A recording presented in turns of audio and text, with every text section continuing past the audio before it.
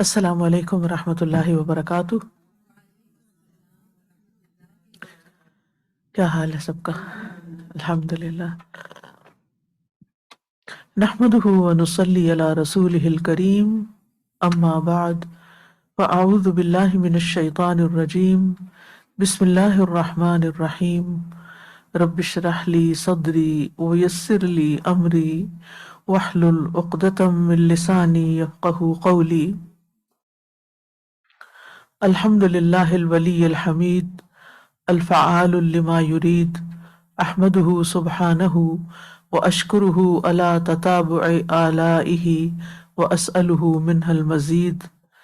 تمام قسم کی تعریف اللہ کے لیے ہے جو مددگار اور تعریف کیا ہوا ہے، جو کر گزرنے والا ہے اس کام کو جس کا وہ ارادہ کرتا ہے۔ میں اللہ سبحانہ تعالیٰ کی حمد کرتی ہوں اور اس کی پے در پے نعمتوں پر اس کا شکر ادا کرتی ہوں، اور میں اللہ سے مزید نعمتوں کا سوال کرتی ہوں۔ آج ہم تفسیر شروع کریں گے آیت نمبر 45 سے، سورۃ القصص۔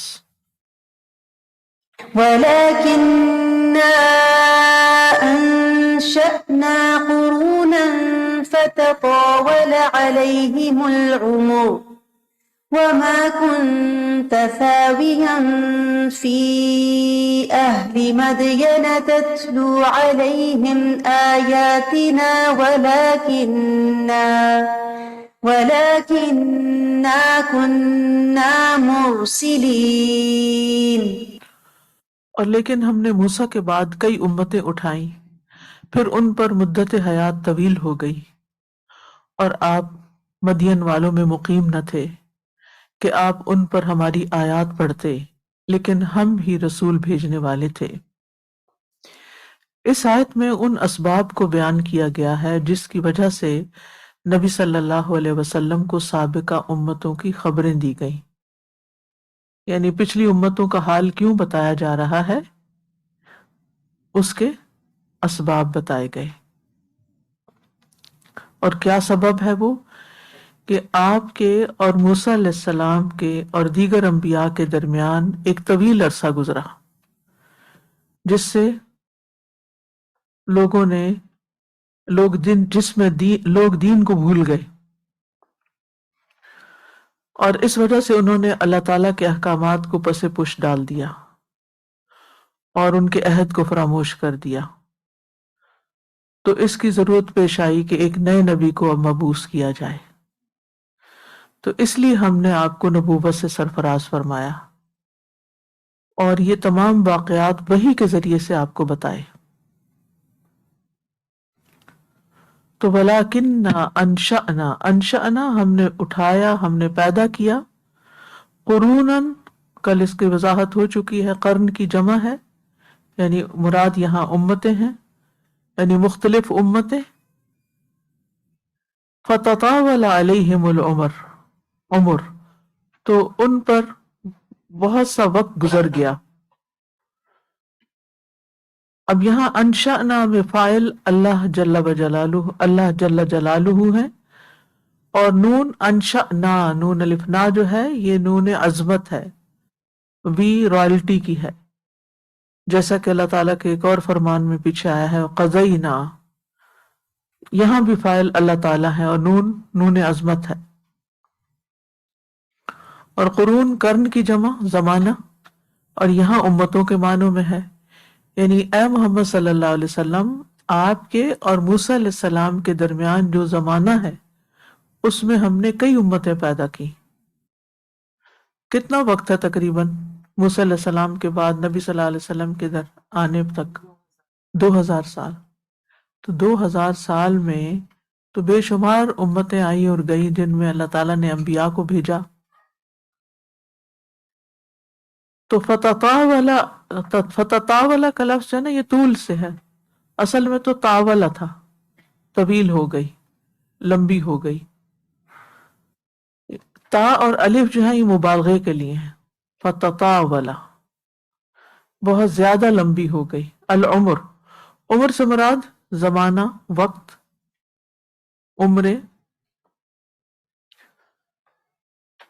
یعنی جب ان پر وقت طویل ہو گیا، مہلت زیادہ ہو گئی، تو وہ اللہ کے عہد کو بھول گئے اور انہوں نے اس کے احکامات کو چھوڑ دیا۔ اس کی وجہ یہ ہے کہ اللہ تعالیٰ نے موسیٰ علیہ السلام اور ان کی قوم سے محمد صلی اللہ علیہ وسلم کے بارے میں اور ان پر ایمان لانے کے بارے میں عہد لیا تھا۔ تو جب ایک لمبا عرصہ گزر گیا اور ایک نسل کے بعد کئی اور نسلیں آئیں، تو وہ تو اس عہد کو بالکل ہی بھول گئے اور انہوں نے عہد کو پورا کرنا چھوڑ دیا۔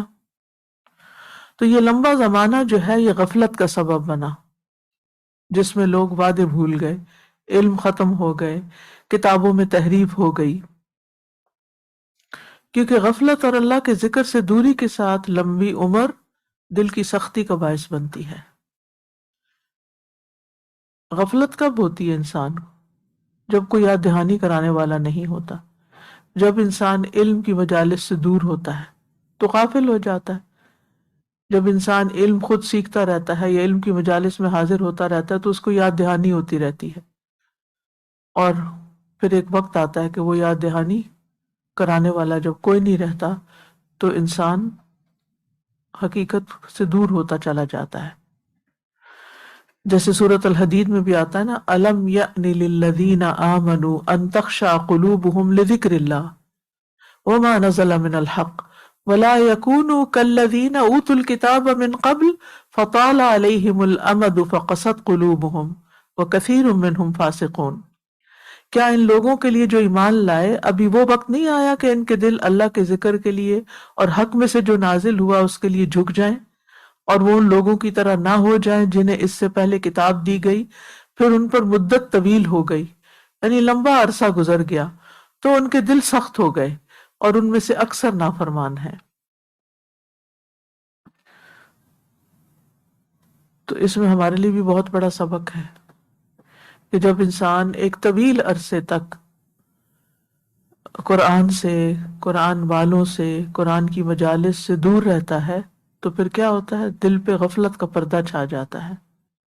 قرآن پڑھتے ہوئے انسان کا ضمیر جاگتا ہے، انسان کے اندر تقویٰ پیدا ہوتا ہے، انسان اپنی آخرت کے بارے میں فکر کرتا ہے اور کتنی باتیں سوچتا ہے کہ میں یہ بھی کروں گا زندگی میں، یہ بھی کروں گا، لیکن جو ہی اس کا رابطہ قرآن سے کٹتا ہے تو پھر آہستہ آہستہ ہر آنے والا دن اور اس کی مشغولیت دنیا میں زیادہ بڑھ جاتی ہے، دنیا کی فکریں زیادہ لگ جاتی ہیں، تو پھر دل سخت ہونے لگتا ہے۔ پھر اگر وہ ایسے دوستوں سے بھی دور ہو کہ جو اس کو یاد دہانی کرائیں تو انسان اور زیادہ غافل ہو جاتا ہے اور بہت دور تک نکل جاتا ہے، اور وہ ایسا لگتا ہے کہ جیسے اس نے کبھی کچھ جانا ہی نہ ہو۔ تو یہی حال ہوتا ہے کہ جو امت پیغمبر کے سامنے ہوتی ہے ان میں سے جو لوگ ایمان لاتے ہیں ان کا ایمان کچھ اور ہوتا ہے، ان کے اندر یقین کا درجہ کچھ اور ہوتا ہے۔ پیغمبر کے جانے کے بعد جب اگلی جنریشن آتی ہے تو اس میں تھوڑا سا اور کم ہو جاتا ہے، جب اس کے بعد ایک اور جنریشن آتی ہے اس میں اور زیادہ ڈائلیوٹ ہو جاتا ہے، اس کے اگلی جنریشن میں اور کم ہو جاتا ہے۔ اسی لیے آپ نے فرمایا تھا خیر القرون قرنی ثم الذین یلونہم ثم الذین یلونہم، اور جتنی جتنی اس زمان سے اور اس مکان سے دوری آتی جا رہی ہے امت میں، اتنی خرابیاں بڑھ رہی ہیں۔ اور یہی حال انڈیویجولز کا ہے کہ جب ان کا رابطہ اس مرکز علم سے ختم ہو جاتا ہے تو ان کے اندر دین سے لازماً دوری آ جاتی ہے۔ اب مثال کے طور پہ جیسے بچیاں تعلیم القرآن کا کورس کرتی ہیں تو اس وقت ان کے ایمان اور ان کے یقین اور کیفیات کچھ اور ہوتی، پھر وہ سوچتی ہیں اچھا میں ذرا 4 سال یونیورسٹی میں لگا لوں، اس کے بعد پھر میں دین کا کام کروں گی۔ اب وہ یونیورسٹی میں لگا لیے، اب یہ کہ میں ذرا تھوڑی سی جاب کر لوں تاکہ پھر میں تھوڑا سا اپنا جو لون ہے وہ پے آف کر لوں اور پھر اس کے بعد فارغ ہو کے میں دین کی طرف آؤں۔ اور پھر وہ یہ ہوتا ہے کہ ایک جاب میں کمپٹیشن ہوتا ہے، ایک کے بعد ایک، ایک کے بعد ایک، اور پھر انسان کا دل دنیا میں اتنا لگ جاتا ہے کہ دین کی طرف پلٹنا ہی مشکل ہو جاتا ہے، اور وہ جو سارے اس نے خواب دیکھے ہوتے ہیں وہ سارے دھرے کے دھرے رہ جاتے ہیں۔ تو اس چیز سے پناہ مانگنی چاہیے، کیونکہ پچھلی امتیں اس ٹرامے سے گزری ہیں، اس مصیبت سے گزری ہیں۔ اور اس امت کے سامنے یعنی قرآن مجید اصل میں ہمیں کیا سبق دیتا ہے؟ قرآن تو اس لیے پڑھنا چاہیے نا کہ اس میں میرے لیے کیا سبق ہے، میں اپنے لیے کیا سوچوں۔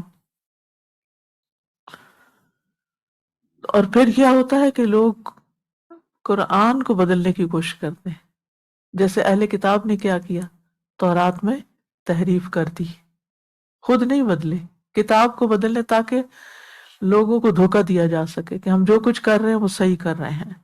رسول اللہ صلی اللہ علیہ وسلم نے فرمایا، بے شک بنی اسرائیل نے خود ایک کتاب لکھی اور اس کی پیروی کرنے لگے اور تورات کو ترک کر دیا، یعنی جو اصل علم تھا اس کو چھوڑ دیا اور چیزوں کے پیچھے لگ گئے۔ سورۃ الجمعہ میں بھی اس کا ذکر آتا ہے، یاد ہے وہ آیت، مثل الذین حملوا التوراۃ ثم لم يحملوها كمثل الحمار يحمل اسفارا بئس مثل القوم الذین کذبوا بآیات اللہ واللہ لا یہدی القوم الظالمین۔ ان لوگوں کی مثال جو تورات اٹھوائے گئے تھے پھر انہوں نے اسے اٹھایا نہیں، اس گدھے کی مثال کی طرح جو کتابیں اٹھاتا ہے۔ کتنی بری مثال ہے ان لوگوں کی جنہوں نے اللہ کی آیات کو جھٹلایا، اور اللہ ظالم قوم کو ہدایت نہیں دیتا۔ یعنی بہت سا علم ہونے کے باوجود بھی ان کے اندر کیا ہوتا ہے؟ غفلت ہوتی ہے، کیونکہ وہ اس پر عمل نہیں کر رہے ہوتے، صرف وہ کتابوں کا بوجھ اٹھایا ہوا ہوتا ہے۔ ترمذی کہتے ہیں، یہودیوں کو گدھوں کے ساتھ تشبیہ دی گئی کیونکہ انہوں نے تورات کی درس و تدریس کی ذمہ داری اٹھا لی لیکن اس پر عمل کرنا چھوڑ دیا، زندگی اس کے مطابق نہیں تھی۔ انہوں نے اپنے جسموں کو تھکا دیا لیکن اس سے فائدہ نہیں اٹھایا، یعنی بھاگ دوڑ کرتے رہے، خوب محنت کی، پڑھا لکھا، لیکن کیا نہیں اس کے مطابق، عمل نہیں تھا۔ زیاد ابن لبید کہتے ہیں کہ ایک مرتبہ نبی صلی اللہ علیہ وسلم نے کسی چیز کا تذکرہ کیا اور فرمایا کہ یہ علم ضائع ہونے کے وقت ہوگا، یہ معاملات کب ہوں گے؟ جب علم ضائع ہو جائے گا۔ ہم نے کہا یا رسول اللہ، ہم خود بھی قرآن پڑھتے ہیں اور اپنے بچوں کو بھی پڑھاتے ہیں، پھر وہ اپنے بچوں کو پڑھاتے ہیں، اور یہ سلسلہ یوں قیامت تک چلتا رہے گا، تو علم کیسے ضائع ہوگا؟ نبی صلی اللہ علیہ وسلم نے فرمایا، اے ابن ام لبید، تیری ماں تجھے گم کر کے روئے، میں تو سمجھتا تھا کہ تم مدینہ کے بہت سمجھدار آدمی ہو، کیا یہ یہود و نصارہ تورات اور انجیل نہیں پڑھتے؟ دراصل یہ لوگ اس میں موجود تعلیمات سے معمولی سا فائدہ بھی نہیں اٹھاتے۔ آج آپ دیکھیں کہ حفاظ کی ایک بھرمار ہے، کثرت ہے، ہر والدین، ہر وہ ماں باپ جو چاہتے ہیں کوئی نیکی کا کام کرے یا بچوں کو نیک بنائے، وہ ان کو حافظ بنانے پہ لگا دیتے ہیں، لیکن کثرت حفاظ کے باوجود عمل کو اگر دیکھا جائے تو کتنے فیصد ہے؟ اور یہی حال لوگوں کا، یعنی کہ علماء بننے کا بھی ہے، کیونکہ جب اوپر کے طبقے میں دین ختم ہوتا ہے تو پھر ہر چیز پیچھے چلی جاتی ہے۔ ابن عباس کہتے ہیں کہ رسول اللہ صلی اللہ علیہ وسلم نے فرمایا، تم ضرور پہلی امتوں کے طریقوں پر چلو گے، بالشت کے بدلے بالشت، ہاتھ کے بدلے ہاتھ، اور 2 ہاتھ کے پھیلاؤ کے بدلے 2 ہاتھ پھیلاؤ، یعنی ہو بہو ان کے نقش قدم پہ چلو گے، جیسے جیسے وہ ادھر اس پہ گئے، یہاں تک کہ اگر ان میں سے کوئی گوہ کے بل میں داخل ہوا تو تم بھی ایسا ہی کرو گے، اور ان میں سے کسی نے اپنی ماں سے اعلانیہ بدکاری کی تو تم بھی کرو گے، یعنی اس امت میں بھی یہ کام ہوں گے، کیونکہ جب دین سے دور ہوتا ہے انسان تو پھر ہر طرح کی برائی کا تصور کیا جا سکتا ہے۔ اور فتطاول علیہم سے مراد عرب کے لوگ بھی ہیں، یعنی صرف اہل کتاب نہیں بلکہ اہل عرب بھی۔ ان کے اندر کون آئے تھے رسول؟ عربوں میں کون رسول آئے تھے؟ اسماعیل علیہ السلام، ٹھیک ہے نا؟ تو وقت گزرنے کے ساتھ ساتھ وہ نبوت اور رسالت کو بالکل ہی بھلا بیٹھے، تو اس لیے آپ کی نبوت پہ انہیں تعجب ہو رہا ہے اور اسے ماننے کے لیے تیار نہیں۔ تو بہرحال آخری نبی محمد صلی اللہ علیہ وسلم کے بعد اب مدت جتنی بھی طویل ہو جائے کوئی اور نبی نہیں آئے گا، اب رہنمائی کے لیے یہ کتاب باقی ہے، ہمارے درمیان محفوظ ہے۔ اور پھر یہ کہ کتاب کے ساتھ نبی صلی اللہ علیہ وسلم کی سنت بھی موجود ہے کہ انہوں نے اس کتاب پر عمل کیسے کیا.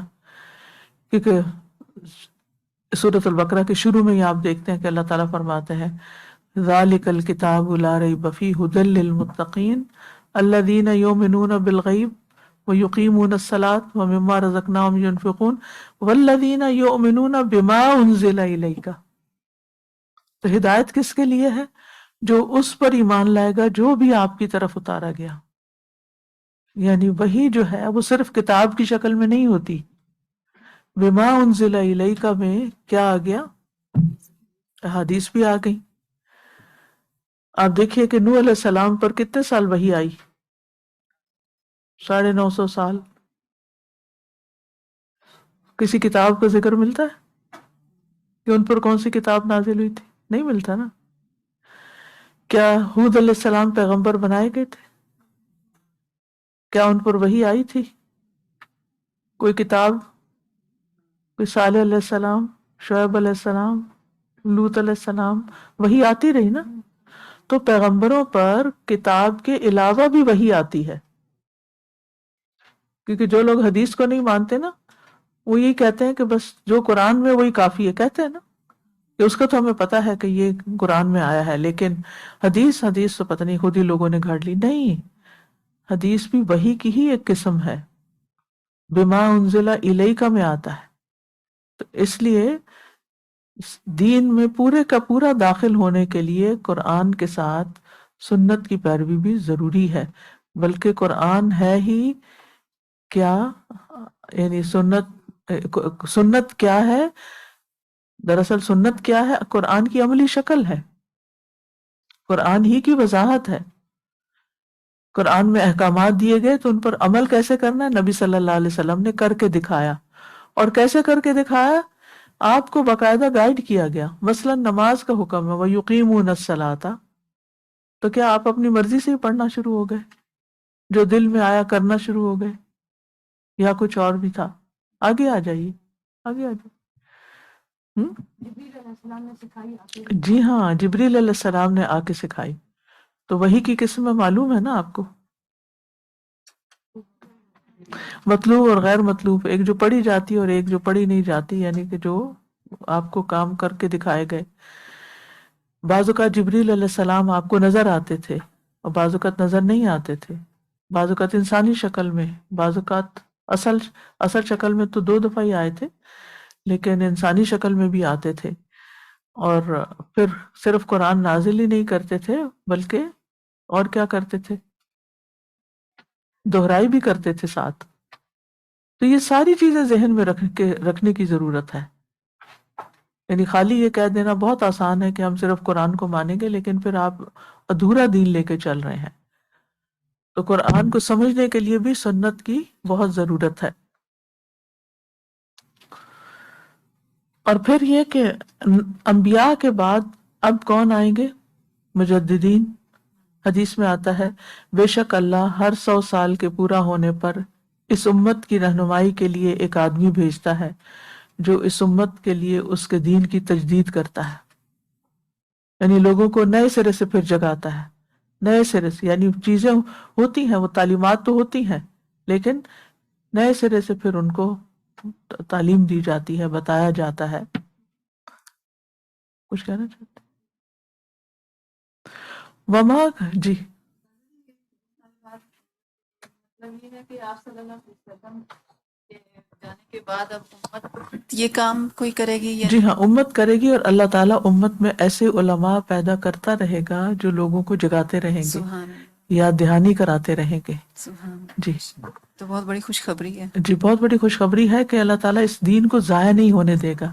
جیسے پچھلی امتوں کا تو کیا حال ہوا، انہوں نے جو کتابوں میں تحریف کر دی، کتابوں میں تبدیلی کر دی، تو پھر کیا ہوا؟ ختم ہو گیا نا، دین کی شکل بگڑ گئی نا. لیکن اس دین کی شکل بگڑے گی نہیں، اصل دین پھر بھی باقی رہے گا. اور ایک اور حدیث میں آتا ہے نا کہ قیامت تک ایک گروہ ایسا رہے گا کہ جو اس صحیح دین پر عمل کرتا رہے گا، اور مخالفین کی مخالفت ان کو کوئی نقصان نہ دے گی. پھر فرمایا وما كنت ثاويا في اهل مدين تتلو عليهم آياتنا ساوین کا لفظ جو ہے نا سوا سے ہے، سا واو یا، دفن کرنا، کسی جگہ ٹھہرنا، آباد ہونا، کسی جگہ کو مستقل طور پر اقامت گاہ بنا لینا، کہیں پرماننٹ ریزیڈنس اختیار کر لینا، آباء و اجداد سے کسی ایک مقام پر ہی رہائش اختیار کیے رکھنا، یعنی جہاں باپ دادا رہتے تھے وہیں بچے، پھر ان کے بچے، یعنی عرصہ دراز تک وہیں رہتے رہے. تو ساوین کا ویسے معنی بنا مقیمن، آپ وہاں مقیم نہیں تھے. اسی سے لفظ مسوا آتا ہے، پڑھا ہے قرآن میں مسوا، ٹھکانہ، یس، قیام گاہ. اور جنت کو بھی مسوا کہا گیا ہے اور جہنم کو بھی مسوا کہا گیا ہے، وہ بھی ابوڈ ہے، قیام گاہیں ہیں. اور اہل مدین سے مراد کون ہے؟ جہاں موسیٰ علیہ السلام 10 سال رہے تھے، جہاں پر انہوں نے شادی بھی کی اور پھر کام بھی کیا اور پھر اپنے اہل و عیال کو وہاں سے لے چلے. تو اب یہاں پر کیا کہا جا رہا ہے کہ کیا نبی صلی اللہ علیہ وسلم اہل مدین میں موجود تھے جو ان کی خبریں ہم تک پہنچا رہے ہیں؟ اہل مدین کی خبر سورۃ القصص میں اہل مدین کا قصہ ہے نا، اسی کی طرف ریفر بیک کر رہا ہے، اسی مناسبت سے یہ بات یہاں آ رہی ہے. یعنی آپ موجود نہیں تھے، ما کنت ثاویا فی اہل مدینہ تتلو علیہم آیاتنا، کیا آپ ان پر وہ آیات پڑھ کے سنا رہے ہیں جس میں مدین والوں کا پورا قصہ ہے. یہ سب کچھ کس طرح پتا چلا ہے آپ کو؟ بذریعہ وحی. اور بذریعہ وحی جو پتا چلا ہے تو پھر اس سے کیا پتا چلتا ہے کہ آپ سچے نبی ہیں، اور اگر آپ سچے نبی ہیں تو پھر لوگوں کو آپ پر ایمان لے آنا چاہیے.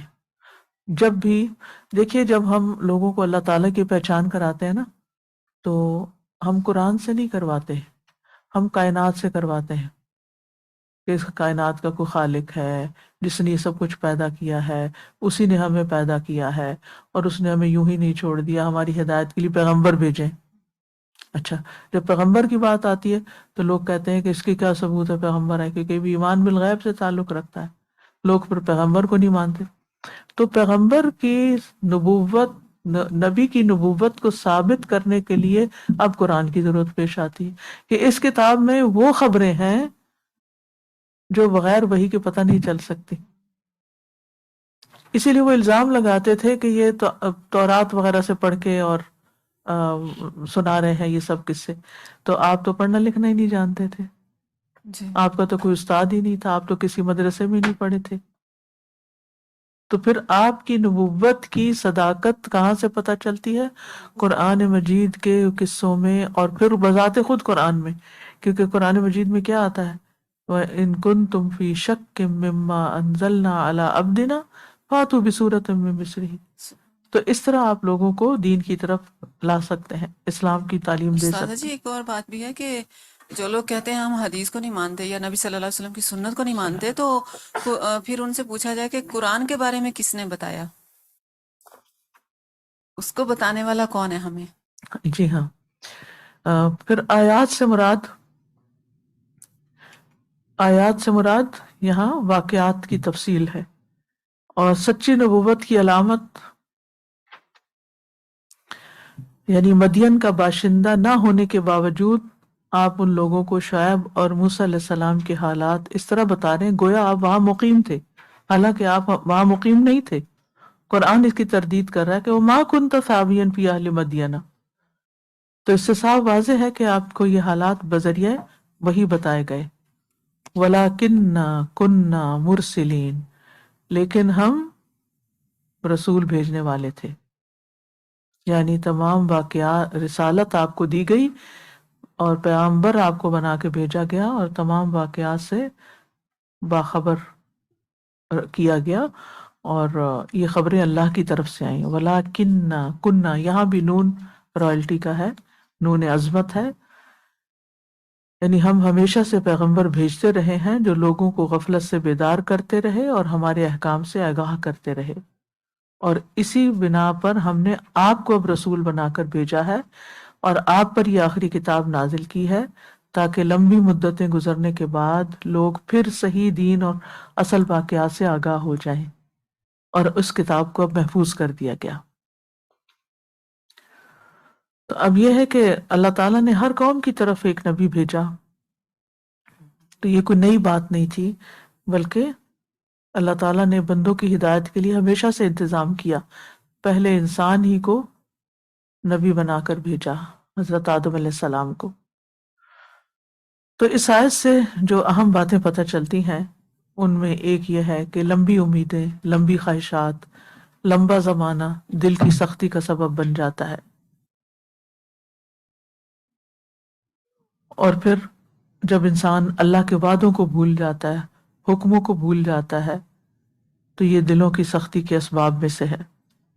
یعنی غفلت کا سب سے بڑا سبب دنیا پرستی ہے، حب دنیا ہے.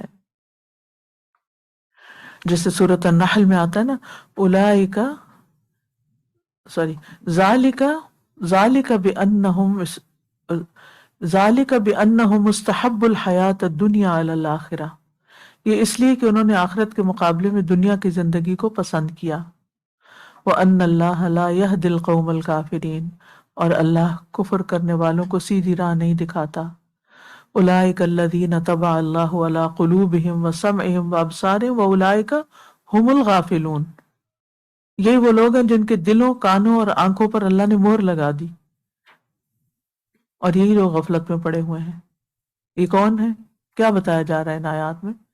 کہ یہ وہ ہیں جنہوں نے آخرت کے مقابلے میں دنیا کی زندگی کو پسند کیا.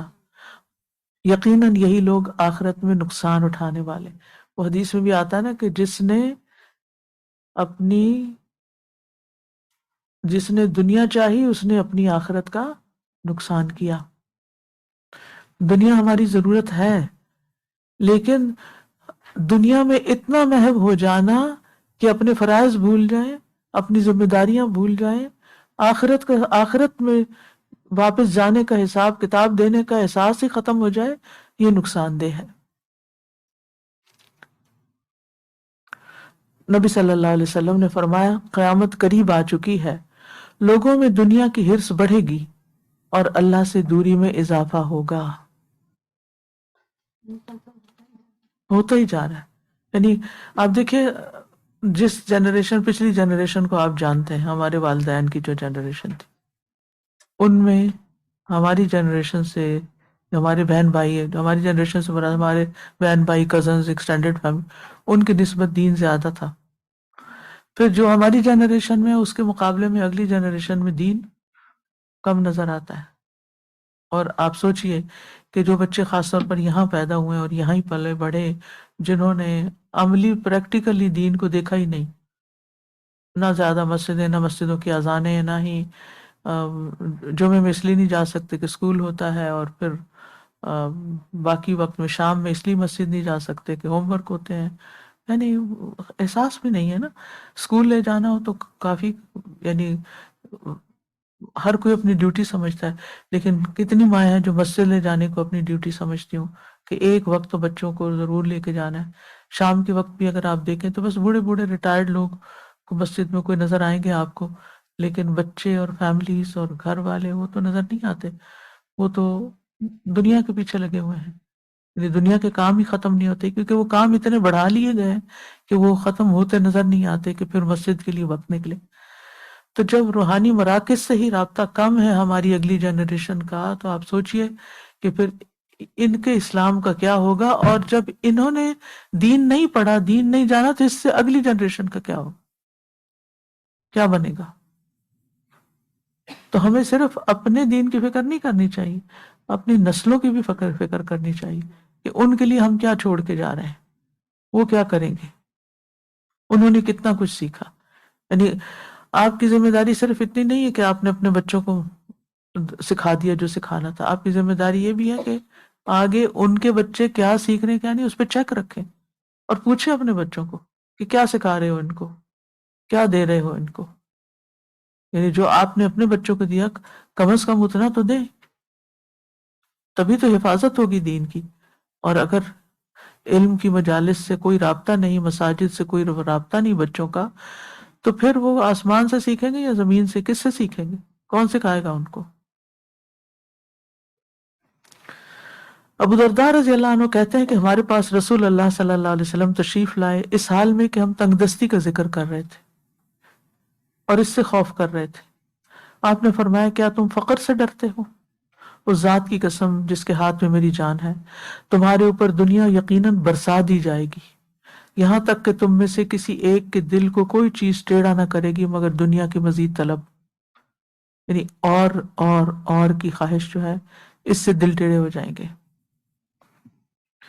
رسول اللہ صلی اللہ علیہ وسلم نے فرمایا بوڑھے انسان کا دل دو چیزوں کے بارے میں ہمیشہ جوان رہتا ہے، دنیا کی محبت اور زندگی کی لمبی امید. یعنی کسی بھی وقت وہ یہ نہیں کہتا کہ میں مرنے کے لیے تیار ہوں، میں نے پوری تیاری کر لی اللہ سے ملاقات کی.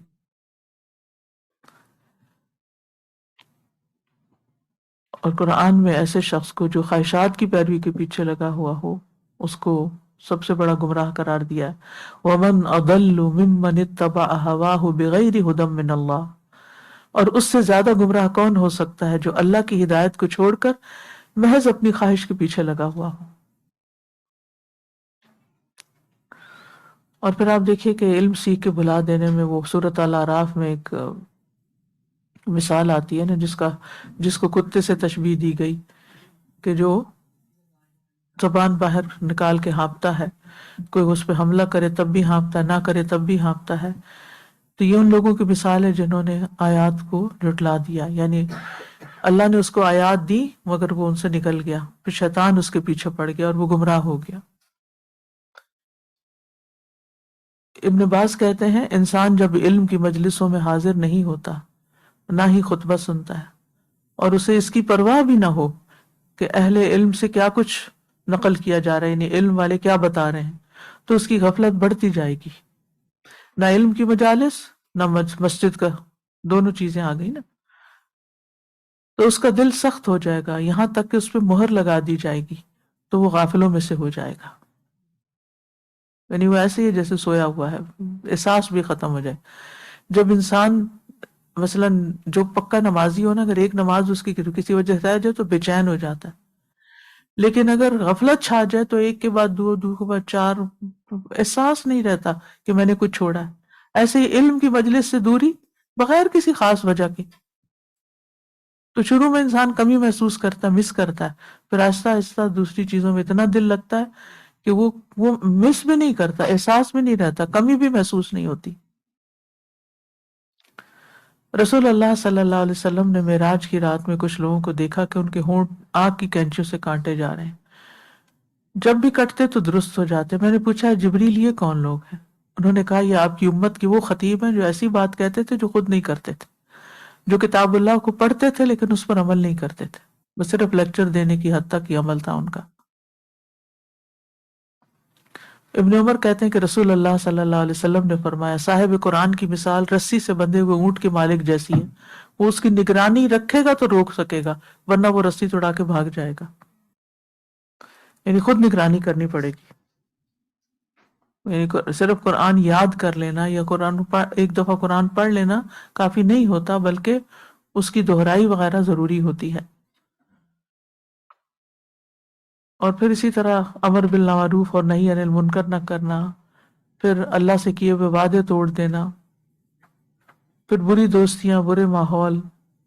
قیامت کے دن انسان اپنے دونوں ہاتھ دانتوں سے کاٹے گا، ریگریٹ کرے گا، کہے گا اے کاش میں رسول کے ساتھ کچھ رستہ اختیار کرتا، ہائے میری بربادی، کاش میں نے فلاں کو دلی دوست نہ بنایا ہوتا، بے شک اس نے تو مجھے نصیحت سے ہی گمراہ کر دیا، نصیحت ہی نہیں سننے دی اس کے بعد کہ وہ میرے پاس آئی. اور شیطان ہمیشہ سے انسان کو چھوڑ جانے والا ہے، یعنی وہ دنیا میں تو پیچھے لگا رہے گا لیکن موت کے بعد کوئی مدد نہیں کرے گا، چھوڑ دے گا. آپ دیکھیے کہ اپنے آپ کو پرکھنے کے لیے نا ایک انڈیکیٹر دیتی ہوں کہ آپ ایک دینی انسان ہے یعنی دین پر چل رہے ہیں یا نہیں، یا ایک اسپرچل انسان ہے یا نہیں، اسپرچلی اسٹرانگ ہے یا نہیں. یہ اس وقت ہوتا ہے جب انسان کے اندر کوئی پچھتاوے نہ ہو، ریگریٹس نہ ہو، ندامت نہ ہو. اگر آپ کے اندر ندامت ہے نا تو اس کا مطلب ہے کہ ابھی آپ کو مزید امپرومنٹ کی ضرورت ہے. اس کا مطلب نہیں کہ جس کو ندامت نہیں اس کو کچھ کرنے کی ضرورت، اگر اس نے اس رسی کو پکڑ کے نہ رکھا تو وہ نیچے گر جائے گا. تو یعنی اگر آپ کی زندگی میں پچھتاوے ہیں نا، کاش میں یہ کر لیتی، کاش میں وہ کر لیتی، کاش میں یہ، تو یعنی نیکی کے کاموں کے بارے میں کہ مجھے یہ کرنا چاہیے تھا، میں نے کیوں نہیں کیا، میں نے یہ وقت ضائع کر دیا، تو اس کا مطلب ہے کہ ابھی آپ کو مزید محنت کی ضرورت ہے، کافی سخت محنت کی ضرورت ہے. لیکن جو غافل انسان ہوتا ہے تو وہ اس کے تو پچھتاوے بھی ختم ہو جاتے، بے حسی ہو جاتا ہے، پھر اس کو تو کچھ بھی نہیں احساس ہوتا. اللہ تعالیٰ فرماتے ہیں سورۃ ہود میں، اور ان لوگوں کی طرف مائل نہ ہونا جنہوں نے ظلم کیا، ورنہ تمہیں آگ آ لپٹے گی، اور تمہارے لیے اللہ کے سوا کوئی دوست نہ ہوں گے اور نہ تمہیں مدد دی جائے گی. تو علاج کیا ہے، حل کیا ہے؟ حل ہے قرآن سے جڑا رہنا. سورۃ النحل میں آتا ہے قل نزلہ روح القدس من ربک بالحق لیثبت الذین آمنوا. ٹھیک ہے، قل نزلہ روح القدس، کہہ دیجئے اسے روح القدس نے اتارا. کس کو؟ کہاں سے؟ من ربک، تیرے رب کی طرف سے، بالحق، حق کے ساتھ، بالکل صحیح صحیح اتارا ہے، کوئی اس میں اپنی طرف سے کچھ نہیں ملایا. کیوں اتارا ہے؟ لیثبت الذین آمنوا، تاکہ ایمان والوں کو ثابت قدمی دے. تو ثابت قدمی کے لیے ہم کہتے ہیں نا کہ ہماری استقامت کی دعا کریں، تو استقامت اور ثابت قدمی کے لیے قرآن کو مضبوطی سے پکڑ رکھنا ضروری ہے. قرآن کی مجلسوں کو ہر حال میں پکڑ کے رکھنے کی ضرورت ہے. ان مجالس سے غافل نہیں ہونا چاہیے. وَهُدًى وَبُشْرًى لِلْمُسْلِمِينَ، اور ہدایت اور بشرا، خوشخبری مسلمانوں کے لیے. آج اتفاق سے میں نے سورۃ النحل صبح پڑھی، لیکن میں نے اس آیت پہ اس طرح غور نہیں کیا جس طرح اس قرآن کی مجلس میں کر رہی ہوں. ہم پڑھتے جاتے ہیں لیکن ہم ٹھہرتے کہاں ہیں. لیکن جب ہم ایک مجلس میں مذاکرہ کرتے ہیں، ایک مجلس میں آپس میں ایک دوسرے کے ساتھ ڈسکس کرتے ہیں، تو اس کا اثر ہی کچھ اور ہوتا ہے.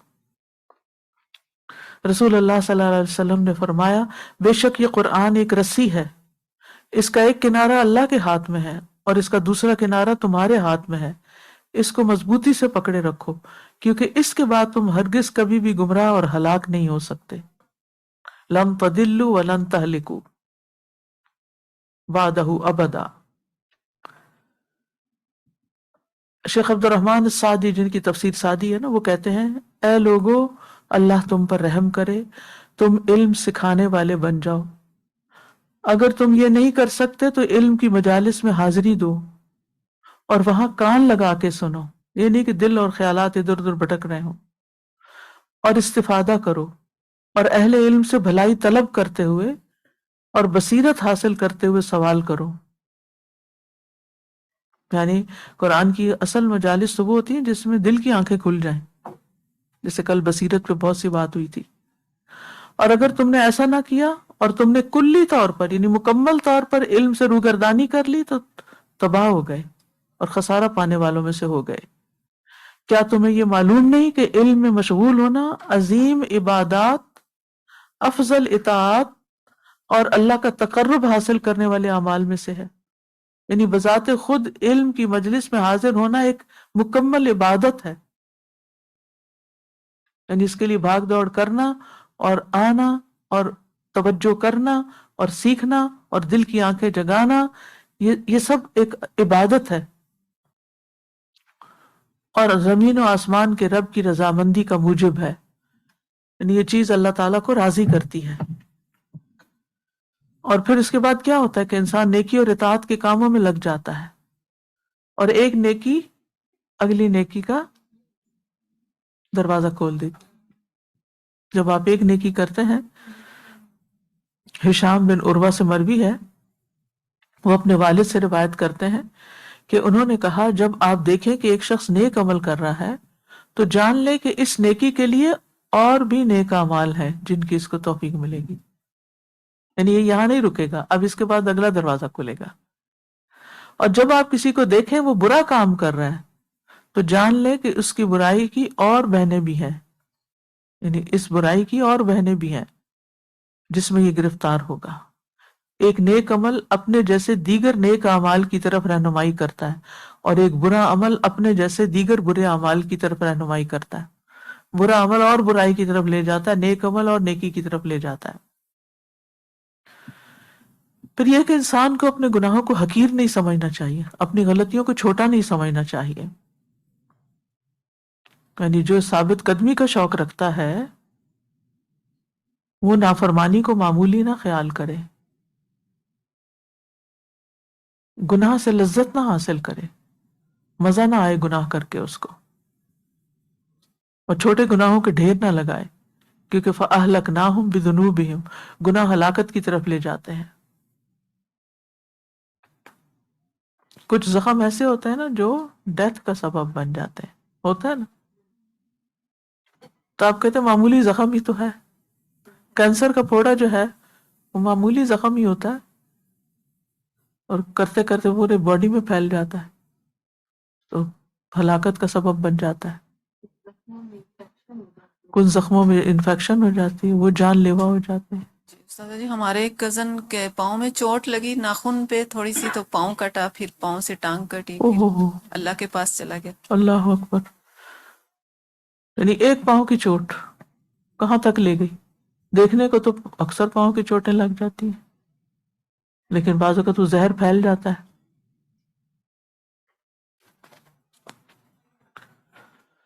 پھر آپ دیکھیں کہ نبی صلی اللہ علیہ وسلم کو اللہ تعالیٰ نے فرمایا کہ وَاصْبِرْ نَفْسَكَ مَعَ الَّذِينَ يَدْعُونَ رَبَّهُمْ بِالْغَدَاةِ وَالْعَشِيِّ. آپ اپنے آپ کو ان لوگوں کے ساتھ روکے رکھیں جو اپنے رب کو پہلے اور پچھلے پہر پکارتے ہیں، یعنی عبادت کرتے ہیں، اس کا چہرہ چاہتے ہیں، اور تمہاری آنکھیں ان سے آگے نہ بڑھیں. یعنی آپ نیک لوگوں کی مجالس نہ چھوڑیں. اور آپ اللہ کے نبی ہیں جن کے پاس خود جبریل آتے ہیں، ان کو ضرورت تھی نیک لوگوں کے ساتھ مل کے رہنے کی.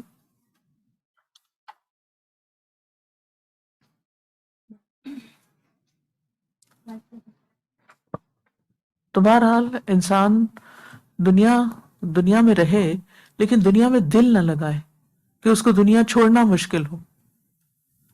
کیونکہ انسان جیسے وہ ابن عمر کہتے ہیں نا کہ اگر صبح ہو جائے تو شام کا انتظار نہ کرو، شام ہو جائے تو صبح کا انتظار نہ کرو، یعنی تیار رہو.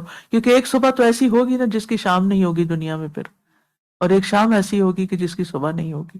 تو ہر روز اسی طرح، ہر چڑھتے دن اور ہر گزرتے دن کو اسی طرح لینا چاہیے. اللہ تعالیٰ ہمیں توفیق دے. بس یہی خیال آ رہا تھا کہ الحمدللہ رمضان المبارک آ رہا ہے اور دورہ قرآن اور ان سب کی تیاریاں ہو رہی ہیں. ہم سب کو کتنی زیادہ ضرورت ہے یہی باتیں جو ابھی گزشتہ چند منٹوں میں آپ نے کہیں، کہ ہم اوروں کو اس چیز کا یہ شوق دلائیں کہ وہ آئیں، اس مجلس میں حاضر ہو کر دورہ قرآن سننے کی طلب، خواہش اور تڑپ کریں اور ارینجمنٹس شروع کریں. یہ نہ سوچیں کہ ہاں آن لائن آ رہا ہے ہم وہیں بیٹھ کے سن لیں گے، کیونکہ بہرحال آن لائن سننے اور مجلس میں حاضر ہو کر سننے میں بہت زیادہ فرق ہوگا. تو جو ڈرائیویبل ڈسٹنس پہ ہے، آن لائن بہنیں اس وقت بھی سن رہی ہیں، پلیز اپنی تیاری شروع کریں. انشاءاللہ رمضان کے لیے خاص طور پہ دورہ قرآن کی تیاری کریں سب یہاں آنے کی. آپ دیکھیے کہ مسجد کی طرف ایک قدم بڑھتا ہے نا، ایک قدم اٹھتا ہے تو نیکی بڑھتی ہے، اور دوسرا قدم اٹھتا ہے تو گناہ جھڑتا ہے. یعنی انسان کے جتنے بھی قدم اٹھتے ہیں اور جہاں جتنی بھی دور سے انسان ایسی مجالس میں شرکت کے لیے جاتا ہے تو اجر ہی اجر ہے. جب نیت ہی کر لیتا ہے تو ساتھ ہی اجر شروع ہو جاتا ہے.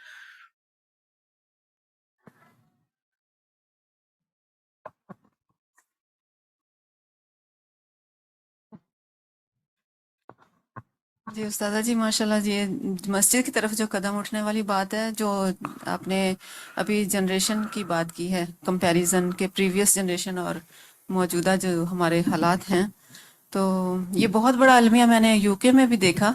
وہاں پہ بھی جو ہے بڑی عمر کی خواتین مسجد میں نظر آتی ہیں اور بڑی بڑی عمر کے ہی مرد خطبے میں آتے ہیں یا پھر درس و دروس میں.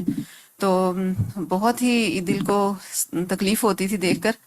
تو میں نے اپنے بیٹے سے بھی ایک دن پوچھا، عورتوں کے ساتھ تو پھر بھی کبھی نہ کبھی کوئی بچیاں نظر آتی ہیں، کوئی نہ کوئی بیٹیاں ساتھ آ جاتی ہیں. تو میں نے اپنے بیٹے سے پوچھا کہ کوئی لڑکے بھی آتے ہیں، کوئی بیٹے بھی ہوتے ہیں باپوں کے ساتھ؟ تو کہنے لگا کہ جمعہ ورکنگ ڈے ہے، تو جو بیٹے ہیں وہ دین کے بندے نہیں بلکہ کام کے بندے ہیں، تو سب کاموں پہ ہوتے ہیں. تو اتنا مطلب یہ سن کے، اور الحمدللہ یہاں پہ تو پھر بھی ماشاءاللہ الہدا میں بہت اچھا ماحول ہے کہ نوجوان ان کے لیے بھی کلاسز ہیں، بچوں کے لیے بھی کلاسز ہیں، اور بچیوں کے لیے بھی کلاسز ہیں. سبحان اللہ، آج بخاری کی جو کلاس ہو رہی ہے اس میں دیکھ کے بہت خوش ہو رہی تھی کہ 15+ بچیاں کافی ہیں الحمدللہ. تو پھر اسی طرح یہ جو گھر میں بیٹھ کے سننے والا جو رواج چل گیا ہے کہ جی دورہ قرآن ہو رہا ہے یا اور کلاسز ہو رہی ہیں، تو یہ بھی بہت بڑا المیہ اب سٹارٹ ہو گیا کہ لوگ ایسی محفلوں سے دور ہو گئے ہیں.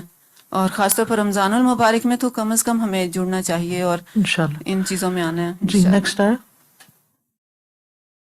وما كنت بجانب الطور إذ نادينا ولكن رحمة من ربك لتنذر قوما ما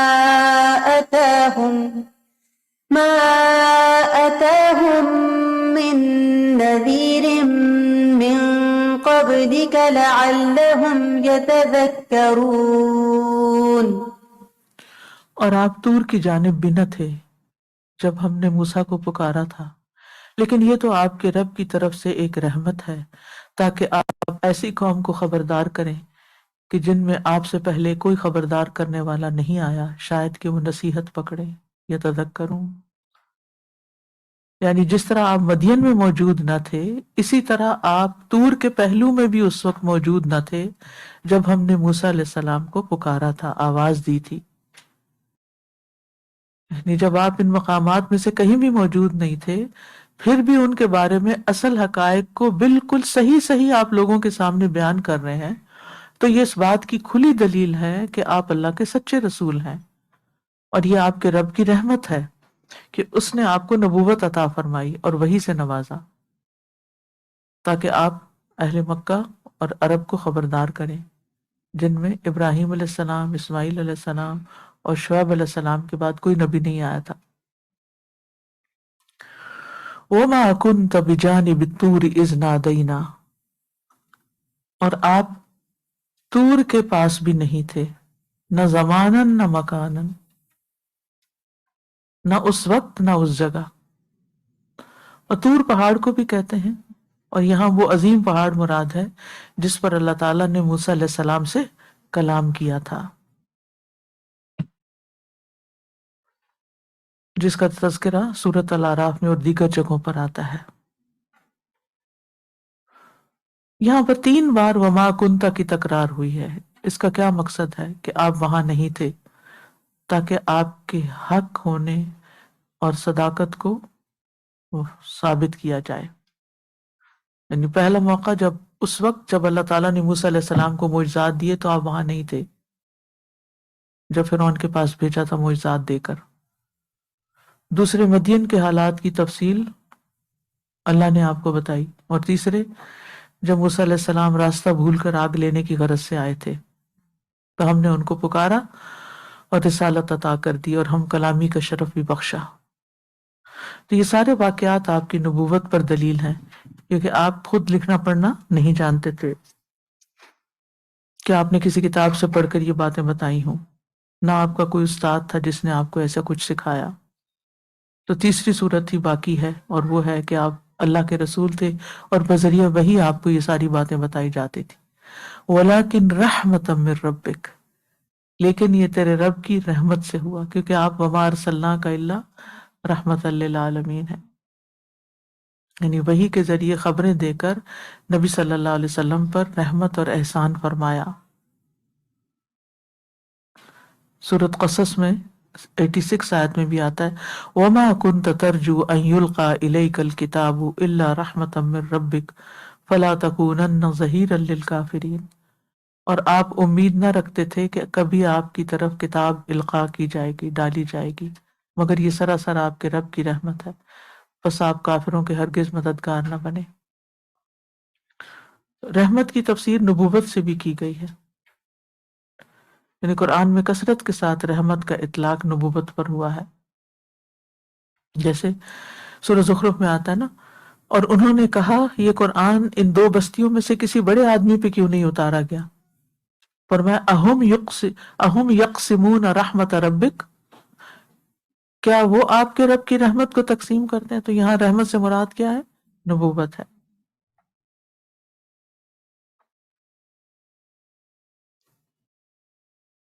مطلب یہ کہ آپ کا علم کسی مشاہدے یا کسی ایکسپیرینس کا نتیجہ نہیں، بلکہ رب کی رحمت ہے جس نے آپ کو نبی بنایا اور وحی سے نوازا۔ کیوں بنایا؟ لِتُنذِرَ قَوْمًا مَّا أَتَاهُم مِّن نَذِيرٍ مِّن قَبْلِكَ، تاکہ آپ ایسی قوم کو خبردار کریں جن کے پاس آپ سے پہلے کوئی خبردار کرنے والا نہیں آیا۔ اور قومن سے مراد کون سی قوم ہے؟ یہاں قریش، اہل مکہ مراد ہے۔ اور انذار جو ہوتا ہے، نون زال را، ایسی خبر جس میں خوف ہو، جس میں ڈرایا جاتا ہے۔ تو حضرت اسماعیل اور شعیب علیہ السلام کے بعد عربوں میں کوئی نبی نہیں آیا تھا۔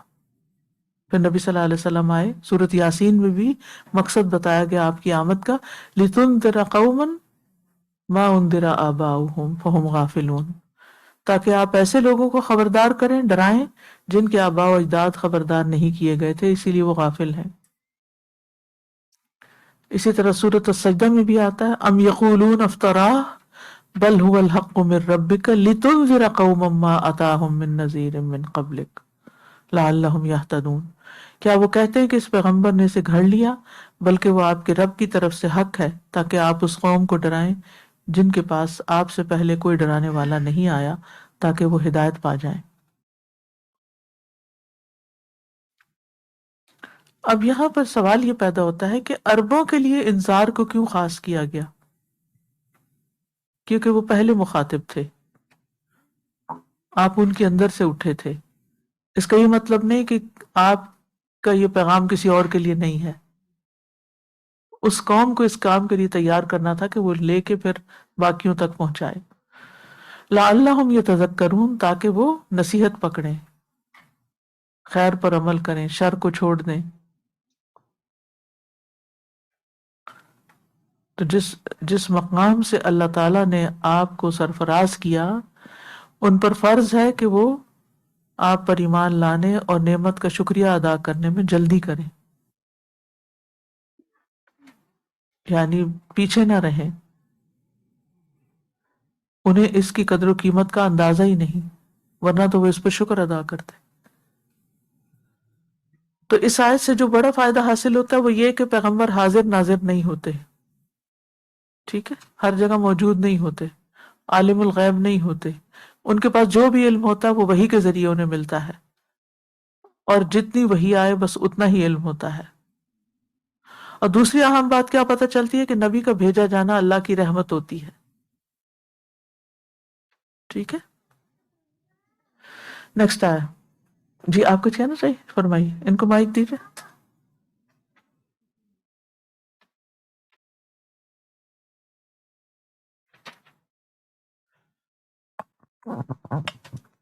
استاذہ میں سوچ رہی تھی کہ آپ صلی اللہ علیہ وسلم کو یہ خبریں بتانا یہ کہ رحمت کی نشانی تھی۔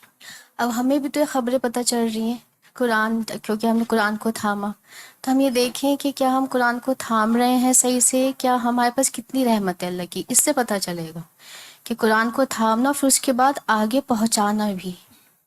تو یہ بہت مطلب خوش قسمتی کی بات ہے کہ ہم یہاں بیٹھے ہیں، قرآن ہاتھ میں ہے اور یہ اللہ کی رحمت ہے۔ کیونکہ جس مجلس میں بیٹھتے ہیں لوگ اور قرآن یا ذکر کرتے ہیں اللہ کا، اور قرآن جو ہے وہ ذکر کی بہت بڑی قسم ہے، تو الا ونزلت علیہم الرحمہ، الا ونزلت علیہم السکینہ، اور کیا پوری حدیث آتی ہے نا، 3 چیزیں آتی ہیں، حفتہم الملائکہ، اور ان پر رحمت نازل ہوتی ہے اور سکینت نازل ہوتی ہے۔ جی طلعت۔ السلام علیکم وعلیکم جی السلام۔ استاذہ، میں بس یہ پوچھنا چاہتی تھی کہ یہ جو کیفیت ہے اگر کسی کی کہ اسے پشیمانی ہوتی ہے اور اسے فکر ہوتی ہے کہ وہ نہیں کام پورا کر پا رہا ہے، اور یہ کہ اس کی ایک عمر ایسی گزری ہے کہ جس میں کچھ نہیں کر سکا، تو یہ کیفیت پھر اس کو کیا نام دیں گے؟ پھر ہونی چاہیے یا نہیں ہونی چاہیے؟ ہونی چاہیے، لیکن یہ ہے کہ وہ انسان کو کام سے روکنے والی فکر نہ ہو، بلکہ کام میں تیزی لانے والی فکر۔ غفلت سے جگا کے رکھنے والی، جی، غفلت سے جگائے رکھنے والی۔ غفلت سے جگائے رکھنے والی ہو۔ جی ہاں، نہیں یہ ختم تو نہیں ہو سکتی۔ جی سلماس۔ جی استاذہ جی، جیسے ابھی آپ نے کہا نا کہ پیغمبر حاضر ناظر نہیں ہوتے، اور انہی آیات سے ملتی جلتی آیا میرے ذہن میں آ رہی تھی، وَمَا كُنْتَ لَدَيْهِمْ إِذْ يُلْقُونَ أَقْلَامَهُمْ وَمَا كُنْتَ لَدَيْهِمْ إِذْ يَخْتَصِمُونَ وَمَا كُنْتَ جی وہی بالکل. نیکسٹ آئے. ولولا أن تصيبهم مصيبة بما قدمت أيديهم فيقولوا ربنا لولا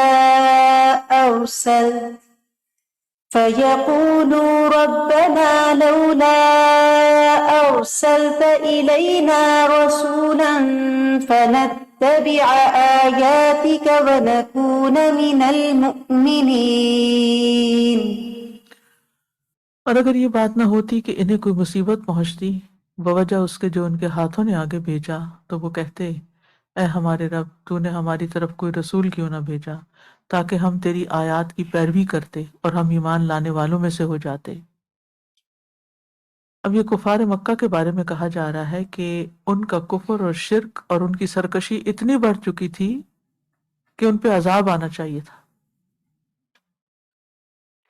ٹھیک ہے، لیکن نبی صلی اللہ علیہ وسلم کی بعثت سے پہلے ان پر کوئی عذاب نہیں آیا. کہ یہ نہ کہیں کہ اللہ تو نے عذاب نازل کرنے سے پہلے کوئی رسول کیوں نہ بھیجا تاکہ ہم تیرے احکامات کی پیروی کرتے، تجھ پہ ایمان لاتے اور عذاب سے بچ جاتے. لہٰذا اب اللہ تعالیٰ نے رسول بھیج کر حجت تمام کر دی ہے اور کوئی عذر نہیں چھوڑا. واضح؟ وَلَوْلَا أَن تُصِيبَ، لولا جو نہیں ابھارنے کے لیے، ان تصیبہم مصیبت، کہ انہیں کوئی مصیبت پہنچتی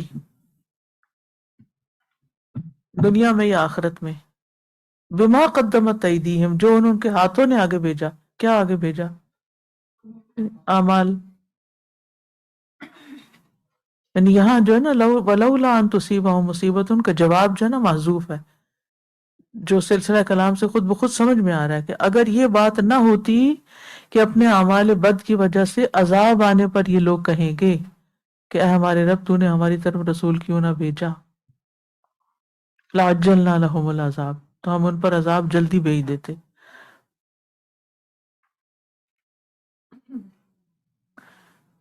تو مصیبتیں جو ہے نا وہ اپنے کیے کی وجہ سے آتی ہیں. یعنی اس آیت میں یہ بتایا جا رہا ہے کہ ان مشرکین کو جب بھی کوئی مصیبت پہنچتی یا کوئی آفت ان پر نازل ہوتی جو ان کے اپنے ظلم کی وجہ سے ہوتی، تو یہ دراصل کیونکہ ان کے اندر بے شمار خرابیاں تھیں. عربوں کی جو جاہلیت کی ہسٹری اگر آپ پڑھیں تو ہر درجے کی خرابیاں تھیں. یعنی کون سی برائی ہے جو ان کے اندر موجود نہیں تھی؟ یہ نہیں کہ سب اس میں ملبس تھے، لیکن اکثریت کا یہی حال تھا. تو پھر اللہ تعالیٰ عذاب کیوں نہ لایا جب اتنی خراب ہو گئی تھی، ایک کرپٹ ہو گئی تھی ایک قوم،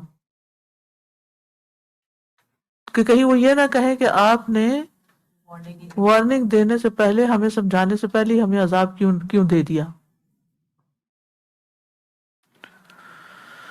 فَيَقُولُوا رَبَّنَا لَوْلَا أَرْسَلْتَ إِلَيْنَا رَسُولًا، کہ وہ کہتے کہ اے ہمارے رب، آپ نے ہماری طرف کوئی رسول کیوں نہیں بھیجا، فَنَتَّبِعَ آيَاتِكَ وَنَكُونَ مِنَ الْمُؤْمِنِينَ، تو ہم تیری آیات کی پیروی کرتے، رسول آتا تو ہم بات مانتے اور ہم مومن بن جاتے. تو اس سے پتہ چلتا ہے کہ اللہ تعالیٰ حجت پوری کرنے کے بعد عذاب نازل کرتا ہے.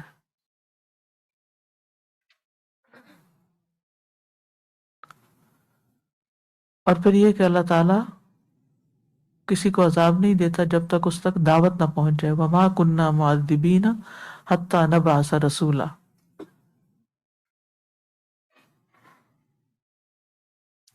اس سے ملتی جلتی آیت سورۃ طٰہٰ میں بھی ہے، وَلَوْ أَنَّا أَهْلَكْنَاهُمْ بِعَذَابٍ مِّن قَبْلِهِ، اگر ہم انہیں اس رسول سے پہلے ہی کسی عذاب کے ساتھ ہلاک کر دیتے، لَقَالُوا، تو یہ ضرور کہتے، رَبَّنَا لَوْلَا أَرْسَلْتَ إِلَيْنَا رَسُولًا، کہ اے ہمارے رب، تو نے ہماری طرف کوئی رسول کیوں نہ بھیجا، فَنَتَّبِعَ آيَاتِكَ مِن قَبْلِ أَن نَّذِلَّ وَنَخْزَىٰ، اس سے پہلے کہ ہم تیری آیات کی پیروی کرتے، اس سے پہلے کہ ہم ذلیل ہوتے رسوا ہوتے یا ذلیل و رسوا ہوتے. تو اس آیت سے جو بات پتہ چلتی ہے وہ یہ، نمبر 1، مصیبتیں گناہوں کی وجہ سے آتی ہیں، عذاب گناہوں کی وجہ سے آتے ہیں.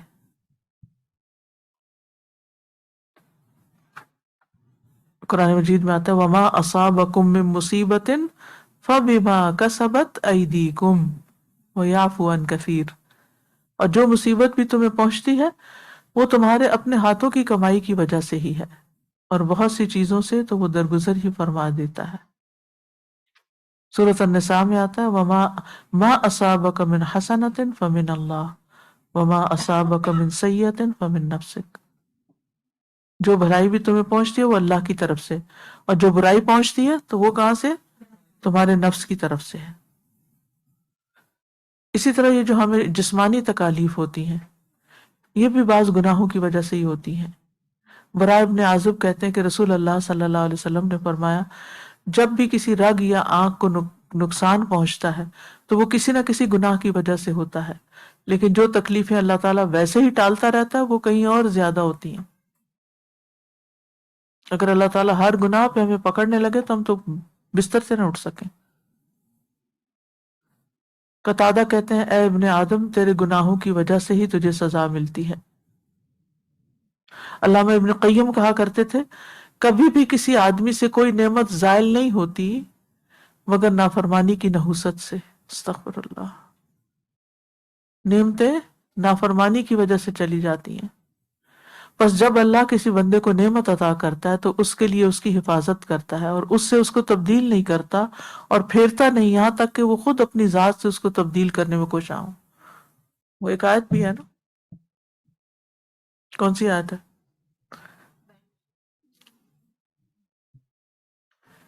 اللہ تعالیٰ کسی نعمت کو تبدیل نہیں کرتا. ان اللہ لا یغیر ما بقوم حتی یغیروا ما بانفسہم. اللہ آپ کی نعمتوں کو بدل کے لے نہیں جائے گا. اگر آپ بدل جائیں گے تو پھر اللہ کا قاعدہ بھی بدل جائے گا، اس کا معاملہ بھی مختلف ہو جائے گا. تو شکر نعمتوں کو کیا کرتا ہے؟ قید کرتا ہے، اور ناشکری نافرمانی جو ہے وہ نعمتوں کو زوال دینے کا سبب بنتی ہے. ابن خیرہ کہتے ہیں، اور یہ حضرت علی کے ساتھیوں میں سے تھے رضی اللہ عنہ، کہ نافرمانی کی سزا عبادت میں کمزوری کا پیدا ہو جانا. اللہ اکبر. نافرمانی کی سزا کیا ہوتی ہے کہ انسان کی عبادتیں ویک ہونے لگتی ہیں، دین سے تعلق کم ہونے لگتا ہے. معیشت میں تنگی آ جانا. معیشت کا کیا مطلب ہوتا ہے؟ روزگار میں تنگی، اور لذت میں مشکل کھڑی ہو جانا، یعنی جن چیزوں کو انسان انجوائے کرتا ہے اس میں رکاوٹ آ جانا. پوچھا گیا لذت میں مشکل پیدا ہونے سے کیا مراد ہے؟ کہا وہ کسی حلال لذت کو پاتا ہے مگر اس کے پاس ایسے حالات پیدا ہو جاتے ہیں جو اس لذت کو بے مزہ کر دیتے ہیں. یعنی چیزیں ہیں، نعمتیں ہیں، لیکن ان سے فائدہ نہیں اٹھا سکتا، ان سے لذت نہیں پا سکتا.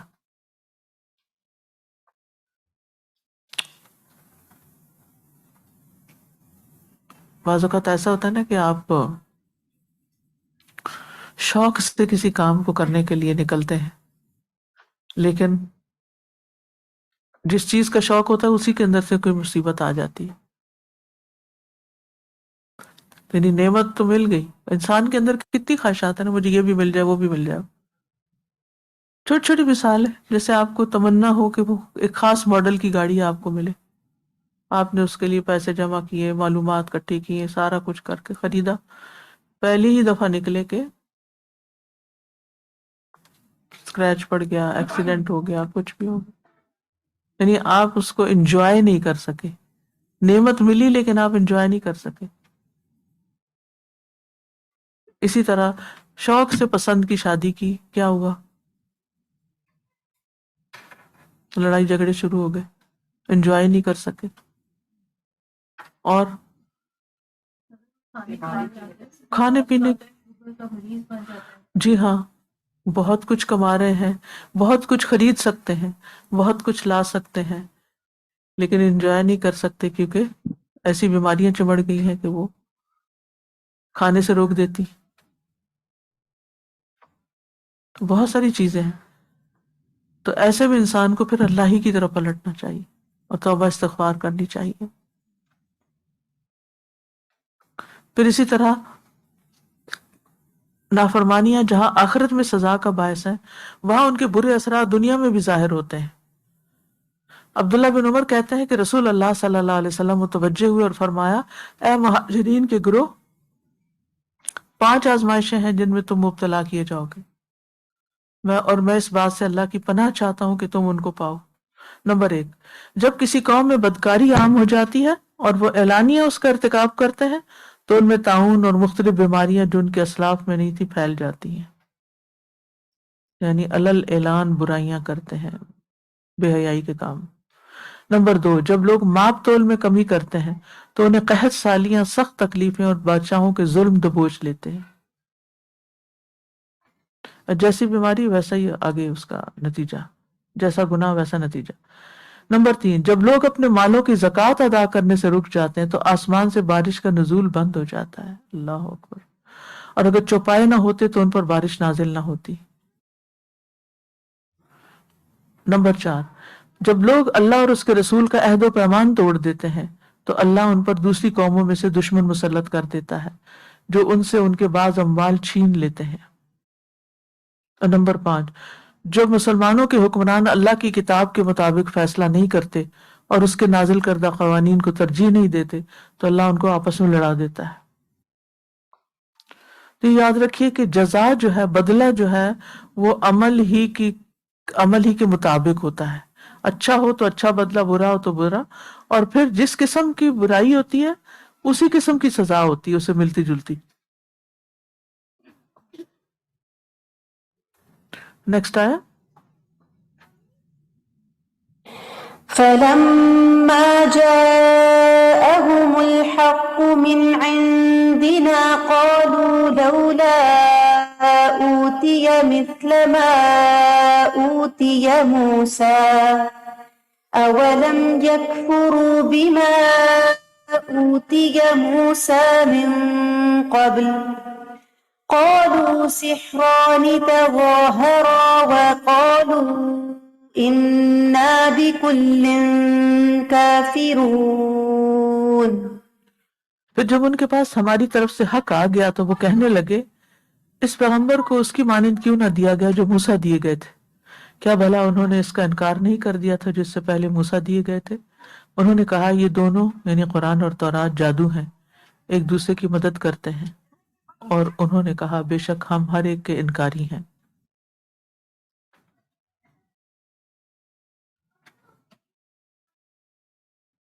آیت کا مطلب یہ ہے کہ اب جو کفار مکہ کے پاس ہمارا رسول آیا ہے اور اس کے ساتھ ہدایت کی کتاب بھی، اور اپنے ساتھ ہدایت کی کتاب بھی لایا ہے، تو انہوں نے اب یہ کہنا شروع کر دیا کہ موسیٰ کی طرح اسے عصا کیوں نہیں دیا گیا، معجزے کیوں نہیں دیے گئے جو سانپ بن جاتا ہو، یا سورج کی طرح چمکنے والا ہاتھ کیوں نہیں دیا گیا، یا کتاب لکھی ہوئی کیوں نہیں آئی جیسے تورات نازل ہوئی تھی. تو اس کا جواب کیسے دیا گیا کہ جب موسیٰ علیہ السلام نے اپنی قوم کے سامنے یہ معجزات پیش کیے تو کیا وہ ایمان لے آئے تھے؟ مان گئے تھے موسیٰ کو؟ نہیں. اور اگر تم ان معجزات کو درست سمجھتے ہو، نبوت کی دلیل سمجھتے ہو، تو کیا تم تورات پر ایمان لے آئے ہو؟ اور تم تورات پر اور موسیٰ پر ایمان نہیں لائے تو اس کا صاف مطلب یہ ہے کہ تمہیں ان معجزات کا بھی انکار ہے.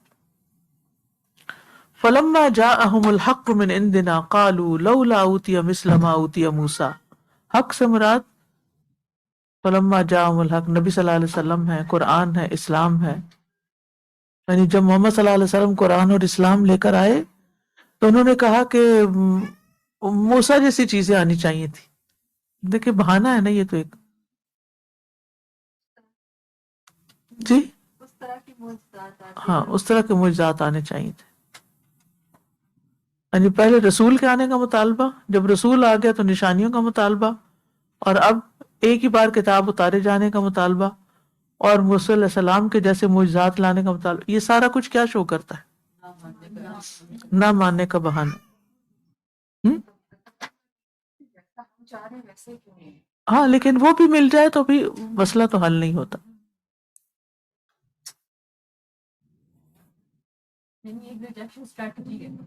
ہاں یعنی اصل تو انکار ہی کرنا ہے۔ اللہ تعالیٰ فرماتے ہیں اولم یکفروا بما اوتی موسیٰ من قبل، کیا انہوں نے اس کا انکار نہیں کیا جو اس سے پہلے موسیٰ کو دیا گیا؟ مانتے ہیں یہ ان کے معجزات کو اور کتاب پر ایمان لاتے ہیں، اس پہ بھی نہیں لاتے۔ تو یہاں مشرکین مکہ اور یہود دونوں ہی مراد ہیں۔ تو جنہوں نے محمد صلی اللہ علیہ وسلم کا انکار کیا انہوں نے موسیٰ کا بھی انکار کیا علیہ السلام، کیونکہ سب رسولوں کی دعوت ایک ہی تھی۔ ایک رسول کا انکار سارے رسولوں کا انکار ہے۔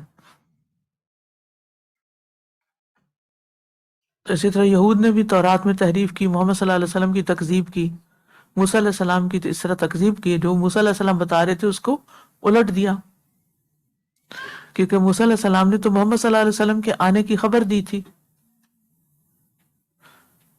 سورۃ البقرہ میں آتا ہے الذین آتیناہم الکتاب یعرفونہ کما یعرفون ابناءہم وان فریقا منہم لیکتمون الحق وہم یعلمون۔ پھر یہ کہ محمد صلی اللہ علیہ وسلم نے بھی معجزات دکھائے تھے ان کو، شق القمر کا معجزہ، انہوں نے دیکھا کہ حجر اور شجر نبی صلی اللہ علیہ وسلم کو سلام کرتے ہیں، جانور ان سے کلام کرتے ہیں، لیکن اصل میں یہ متکبر لوگ تھے، اس لیے ان سارے معجزات کو دیکھ کر جھٹلا ہی دیا۔ اور کیا ہوا؟ قالوا سحران تظاہرا، اس کو ساحران بھی پڑھا گیا ہے ایک قرات میں، یعنی دو جادوگر ہیں، یعنی موسیٰ اور محمد صلی اللہ علیہ وسلم، نعوذ باللہ، آپس میں ایک دوسرے کے مددگار بنے ہوئے ہیں۔ اور ایک معنی سحران یعنی موسیٰ اور ہارون بھی مراد لیے گئے، کیونکہ ہارون علیہ السلام موسیٰ علیہ السلام کے مددگار تھے۔ اور پھر یہ کہ تورات اور قرآن دونوں جادوئی کتابیں ہیں۔ اب بھی لوگ کہتے ہیں نا، برین واش کر دیتے ہیں اب، وقالوا انا بکل کافرون، اور انہوں نے کیا، ان کا ریاکشن کیا تھا؟ ہم تو سبھی کا انکار کرتے ہیں، ہم تو کسی کو بھی نہیں مانتے، نہ قرآن، تورات، محمد، موسیٰ علیہ السلام، کچھ نہیں مانتے۔ تو پھر اتنی بحثیں کرنے کی کیا ضرورت ہے جب ماننا ہی نہیں؟ تو اس آیت سے یہ پتہ چلتا ہے کہ قرآن کریم حق ہے، اور جو خبر قرآن و سنت میں نہیں آئی وہ باطل ہے۔ مشرکین کے پاس سابقہ رسولوں کی خبریں تھیں، کچھ نہ کچھ علم تھا پچھلی کتابوں کا، اور ان کی حجت بھی باطل ہے، اور ہر دور کے کفار کا ایک ہی حال ہے۔ اور پھر اہل باطل اہل حق کو برے القاب دیتے رہے ہیں، سحران ہی تظاہرا۔ اور پھر یہ کہ ہمیں سبق اس سے کیا ملتا ہے کہ داعی اللہ کا اگر مذاق اڑایا جائے تو پریشان نہ ہو۔ کیوں؟ کیونکہ انبیاء کو اگر جادوگر کہہ دیا گیا تو پھر تمہیں اگر کچھ القابات دے دیے گئے تو کیا فرق پڑتا ہے؟ اور یہ بھی پتہ چلتا ہے کہ کفار کے اندر بہت ہٹ درمی تھی۔ کل کتنی آیتیں اس رکوع میں باقی؟ ابھی 2، بس دونوں کر لیتے ہیں جلدی سے۔ نیکسٹ آیا قل فأتوا بكتاب من عند الله هو أهدى منهما أتبعه إن كنتم صادقين۔ کہہ دیجیے اگر تم سچے ہو تو تم بھی اللہ کے پاس سے کوئی کتاب لے آؤ جو ان دونوں سے زیادہ ہدایت یافتہ، ہدایت والی ہو، میں اس کی پیروی کر لوں گا۔ آخری حجت ایسے ہی تمام کر، ٹھیک ہے تمہیں نہ تورات منظور ہے نہ قرآن، تو پھر تم کوئی اور لے آؤ چیز، میں اس کو فالو کرتا ہوں۔ یعنی قرآن اور تورات کو تم جادو کہتے ہو تو پھر کوئی اور کتاب الہی پیش کرو جو زیادہ ہدایت دینے والی ہو، کیونکہ میں تو ہدایت کا طالب ہوں۔ چیلنج ہے نا ایک طرح سے، بالکل۔ تو کوئی بھی اللہ کی کتابوں جیسی کتاب نہیں لا سکتا۔ وَإِن كُنتُمْ فِي رَيْبٍ مِّمَّا أَنزَلْنَا فَأْتُوا بِسُورَةٍ مِّن مِّثْلِهِ، سورت نہیں لا سکے کتاب کہاں سے لائیں گے؟ تو اس انداز سے چیلنج دینے کا مقصد کیا ہے؟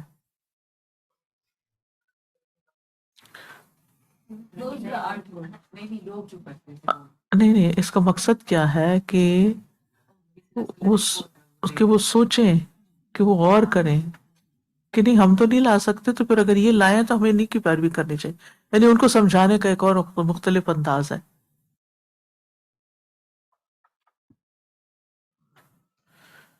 اور پھر آپ نے فرمایا اتبعوا ان کنتم صادقین، میں ان کتابوں کی پیروی کروں گا اگر تم سچے ہو. تو دائی کا اصل مقصد کیا ہوتا ہے؟ حق کی تلاش، حق پیش کرنا، حق ہی سے دلچسپی رکھنا، ادھر ادھر کی چیزوں سے دلچسپی نہیں. قرآن پڑھنے کا ہمارا کیا مقصد ہونا چاہیے؟ حق کی تلاش، حق کی تلاش. تو اس آیت سے جو بات پتہ چلتی ہے وہ یہ کہ جھگڑا کرنے والے کو کیسے سمجھایا جائے، جھگڑا کرنے والے کو سمجھانے کا انداز کیا ہونا چاہیے. یعنی بعض اوقات تو ہوتا ہے نا، آپ کسی کو ایک آفر دیتے ہیں، دوسری دیتے ہیں، ایک بات کہتے ہیں، دوسری کہتے ہیں، پھر وہ نہیں مانتا تو آپ کہتے ہیں اچھا پھر تم ہی لے آؤ، کچھ کوئی دلیل لے آؤ. بعض اوقات آپ بچوں کو کہتے ہیں یہ کھا لو وہ کھا لو، نہیں مانتے تو پھر آپ کیا کہتے ہیں؟ یہ بھی نہیں کھانا وہ بھی نہیں، پھر تم بتا دو کیا کھانا ہے تاکہ وہی پکا لیں. نیکسٹ آیا 50.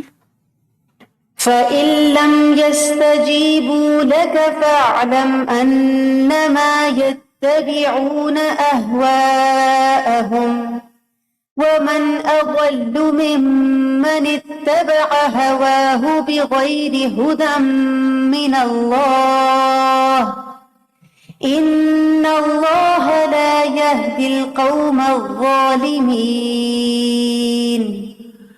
پھر اگر انہوں نے آپ کی بات قبول نہ کی تو جان لیجئے کہ بے شک وہ صرف اپنی خواہشات کی پیروی کر رہے ہیں، اور اس سے زیادہ گمراہ کون ہے جو اللہ کی طرف سے آئی ہوئی ہدایت کے بغیر اپنی خواہش کی پیروی کرے. بے شک اللہ ظالم قوم کو ہدایت نہیں دیتا. یعنی اگر تمہارے اس چیلنج کے جواب میں یہ ان دونوں سے زیادہ ہدایت بخش کوئی کتاب پیش نہیں کرتے اور ان کتابوں کی پیروی کے لیے بھی تیار نہیں، تو اس کا صاف مطلب ہے کہ یہ صرف اپنی خواہشات پہ چلنا چاہتے ہیں. تو جو شخص اللہ کی ہدایت کو چھوڑ کے صرف اپنی خواہشات کی پیروی کرتا ہے، اس سے بڑا تو کوئی گمراہ ہے ہی نہیں، وہ تو گمراہی میں ڈوبا ہوا ہے.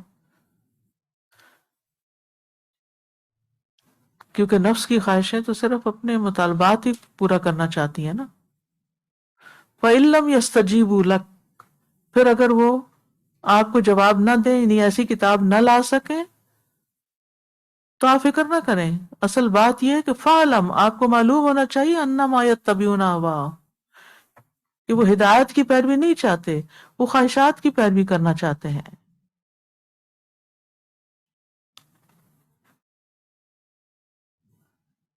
تو فَإِن لَّمْ يَسْتَجِيبُوا لَكَ، نہ کوئی جواب دیا اور نہ قبول کیا، ساکت رہ گئے نا. وہ ایک آیت بھی نہیں لا سکتے تھے، 10 آیتوں کا چیلنج کیا گیا، وہ بھی نہیں لا سکے، ایک سورت بھی نہیں لا سکے. تو یہاں اللہ تعالیٰ وجہ بتا رہے ہیں کہ حق کے انکار کی وجہ صرف خواہشات کی پیروی ہے. حق کے انکار کی وجہ خواہشات کی پیروی ہے. اب یہ تو معاملہ تھا نا اس کا، ریجیکٹ کرنے والوں، مشرکین ہوں یا اہل کتاب ہوں، جنہوں نے بھی انکار کیا، پہچاننے کے باوجود، جاننے کے باوجود. تو ان کا اصل مسئلہ کیا تھا کہ وہ اپنا لائف سٹائل چینج نہیں کرنا چاہتے. آج کل آپ دیکھیں کہ یہ کتنا عام ہو گئی نا یہ بات، لائف سٹائل چینج کرے، خالی دوائیوں سے کام نہیں چلے گا. ہر کوئی ایک ہی بات کر رہا ہے، لائف سٹائل لائف سٹائل. لیکن ہم میں سے کتنے لوگ ہیں کہ جو صحت کے لیے لائف سٹائل چینج کرنے کے لیے راضی ہو جائیں؟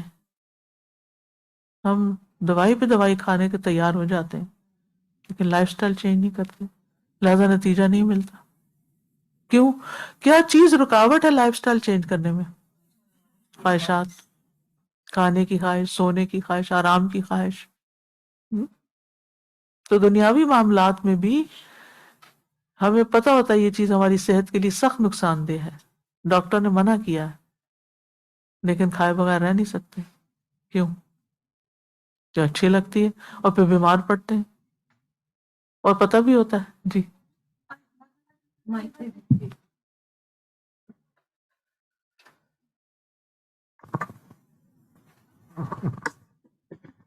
بعض اوقات یہ بھی ہوتا ہے کہ ہم لائف سٹائل اس لیے بھی نہیں چینج کرنا چاہتے کہ ہم اس کی جو آلریڈی گزار ہیں اس کی آرام پسندی کے اتنے عادی ہو چکے ہوتے ہیں. بالکل. تو پھر جب ہم دین کی طرف آتے ہیں تو وہ دین ہم سے کچھ مانگتا ہے، لیکن ہم اپنی آرام طلبی میں اس میں تو اس وجہ سے پھر ہم وہ کام نہیں کر پاتے. بالکل. تو حق کے انکار کی وجہ محض خواہشات کی پیروی ہوتی ہے. قرآن مجید میں آتا نا ارأیت من اتخذ الہہ ہواہ افانت تکون علیہ وکیلا، کیا آپ نے اسے دیکھا جس نے اپنی خواہش نفس کو اپنا الہ بنا رکھا ہے، کیا بھلا آپ اس کے ذمہ دار ہو سکتے ہیں؟ ومن اضل ممن اتبع ہواہ بغیر ہدی من اللہ، یہاں استفہام نفی کے لیے ہے. من اضل، اس سے بڑا کون گمراہ؟ نہیں کوئی بھی نہیں، سب سے بڑا وہی ہے جو اپنی خواہش کی پیروی کرتا ہے، یہاں تک کہ پتھروں کی پوجا کرنے لگتا ہے جو نہ سنتے ہیں، نہ دیکھتے ہیں، نہ بولتے ہیں، نہ کسی کام کے. ان عربوں کا طریقہ کیا تھا کہ سفر میں اگر ان کے ساتھ ان کا لات عزا نہیں ہوتا تھا تو کوئی پتھر اٹھا لیتے، اس کی پوجا شروع کر دیتے. اگر اس سے اچھا کوئی اور پتھر ملتا تو پہلا پتھر پھینک دیتا اور ایک اور اٹھا لیتے. تو یہ تو گمراہی کی حد ہے نا.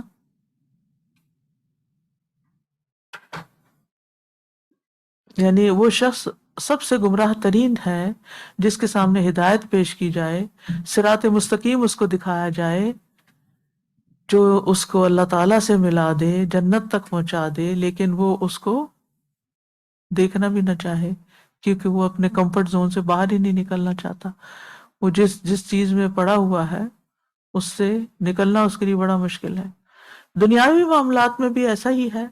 ہم جس طریقے زندگی کے عادی ہو جاتے ہیں اس کو، ان عادتوں کو چھوڑنا بہت مشکل ہو جاتا ہے.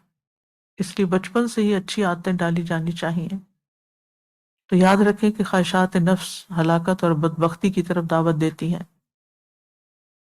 ان اللہ لا یہدی القوم الظالمین، بے شک اللہ ظالم قوم کو ہدایت نہیں دیتا، کیونکہ ظلم جو ہے وہ ہدایت کے رستے کی رکاوٹ بن جاتا ہے، حجاب بن جاتا ہے، پہاڑ بن جاتا ہے.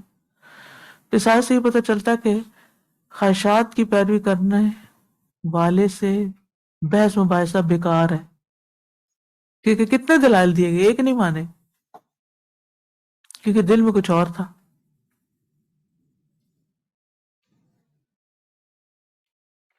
اور پھر نافرمانیوں اور گناہوں کا اصل سبب کیا ہوتا ہے؟ خواہشات کی پیروی.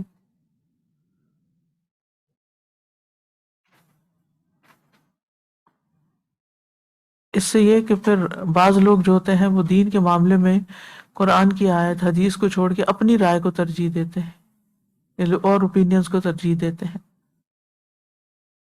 اور پھر یہ کہ ظلم جو ہے وہ ہدایت کے معنی ہوتا ہے. سادہ جی مجھے خیال آ رہا ہے کہ ہر دور میں یہ چیز مشکل رہی ہے اور رہی ہوگی، خواہشات کی یعنی اپنے آپ کو قابو پانا اور خواہشات کی پیروی کم کرنا. لیکن اب ریسنٹلی جو لاسٹ 2 ڈیکیڈ سے ہم دیکھ رہے ہیں trend more and more social media کی وجہ سے، آن لائن شاپنگ، یعنی everything at the touch of your hand, مسلسل ایک کے بعد ایک خواہش ہی ہے نا جس پہ آپ چلے ہوتے ہیں، خواہ وہ آپ کا سوشل میڈیا اسکرولنگ ہو، ریلز دیکھنا ہو، خواہ وہ آپ کی آن لائن شاپنگ ہو، کچھ بھی ہو. یعنی پہلے تو آپ کسی چیز کو اگر آپ کو بائی کرنا ہے تو آپ ایک پلان بناتے ہیں، اچھا ویکینڈ پہ جانا ہے، جا کے دیکھیں گے، لیں گے، بعض اوقات کمپیریزن کرنے میں کچھ ٹائم لگتا ہے. لیکن اب تو یہ ہے کہ اچھا آرڈر کر لیں، یہ بھی آرڈر کر لیں، یہ بھی آرڈر کر لیں، ٹھیک لگے گا رکھ لیں گے، نہیں تو واپس کر دیں گے. وہ جو ایک ڈپینڈنسی، ایک آئی وڈ سے ایڈکشن سی ڈیولپ ہوتی جا رہی ہے کہ آپ کو مسلسل ہر خواہش سیٹسفائی تو کرنی ہی ہے. And then there is always more to, یعنی فالو، احوا کی کوئی لمٹ ہی نہیں رہی کہ آپ کو اپنی لوکل جگہ سے کوئی مل رہی ہے مرضی کی چیز تو ٹھیک ہے، آپ انٹرنیشنل سے کہیں سے منگوا لیں. یعنی آپ کھانے پینے کی چیز دیکھ لیں، آپ اپنی ہاؤس ہولڈ یوز کی چیزیں دیکھ لیں، this you is name and it, less. کچھ بھی. ایگزیکٹلی. اور ہم یعنی ہم سب اس چیز میں گڑتے جا رہے ہیں. نیکسٹ جنریشن تو پھر بعد کی بات ہے کہ ہم نے تو اب آ کے گرو اپ ہو کے یہ چیزیں دیکھی کہ کیسے یہ آگے بریک لگے کہ اپنی اور ہم خواہشات کو بچوں کو روکنا بلیم ہے. کرتے رہتے ہیں نا کہ ان کو سیل فون کی ایڈکشن ہو گئی، لیکن ہم اس سے کچھ کم نہیں ہیں، کچھ پیچھے نہیں ہیں. کہ ہم کوئی ملنے آ جائے، کسی سے بات کرنی پڑے تو کیا ہوتا ہے، یہ کب چلے جائے تاکہ میں اپنے فون کے ساتھ لگ جاؤں. جی استاذہ، حضرت موسیٰ کی قوم اور حضور صلی اللہ علیہ وسلم نے صلی اللہ علیہ وسلم. مشرکین مکہ کو سامنے بک رکھی اور انہوں نے انکار کر دیا، تو حق کا انکار کیا. تو اگر ہم جانتے بوجھتے اپنے عمل چینج نہیں کر رہے تو ہم کیا کر رہے ہیں؟ ہاں تو حق کا انکار. دیکھیں نا، مثلا وراثت کی تقسیم اللہ کا حکم ہے، نہیں کرتے تو کیا کر رہے ہیں؟ ظلم کر رہے ہیں نا. تو پھر ہدایت کہاں سے ملے گی، اور انجام پھر کیا ہوگا؟ کوئی بھی چیز.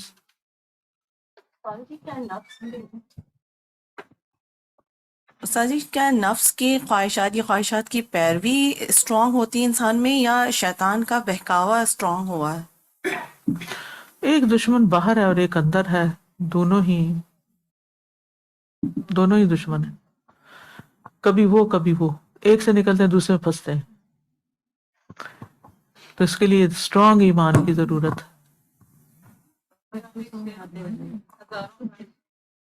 ہزاروں خواہشیں ایسی کہ ہر خواہش پہ دم نکلے. بہت نکلے میرے ارمان پھر بھی کم نکلے، مرتے دم تک وہ خواہشات کا کہیں اینڈ ہی نہیں ہے.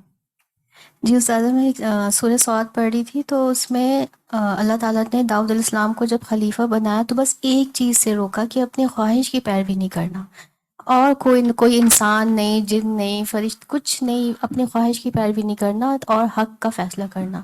تو یہ خواہش ہی ہے جو ہمیں شرک، کفر، بدعت اور ان سب چیزوں پہ لے آتی ہے. بالکل. تو سب سے بڑی دشمن ہماری یہ خواہش نفس ہے.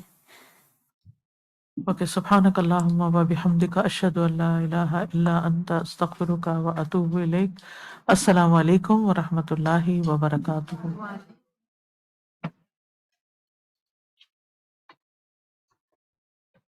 اللهم صل على محمد وعلى آل محمد كما صليت على إبراهيم وعلى آل إبراهيم إنك حميد مجيد. اللهم بارك على محمد وعلى آل محمد كما باركت على إبراهيم وعلى آل إبراهيم إنك حميد مجيد.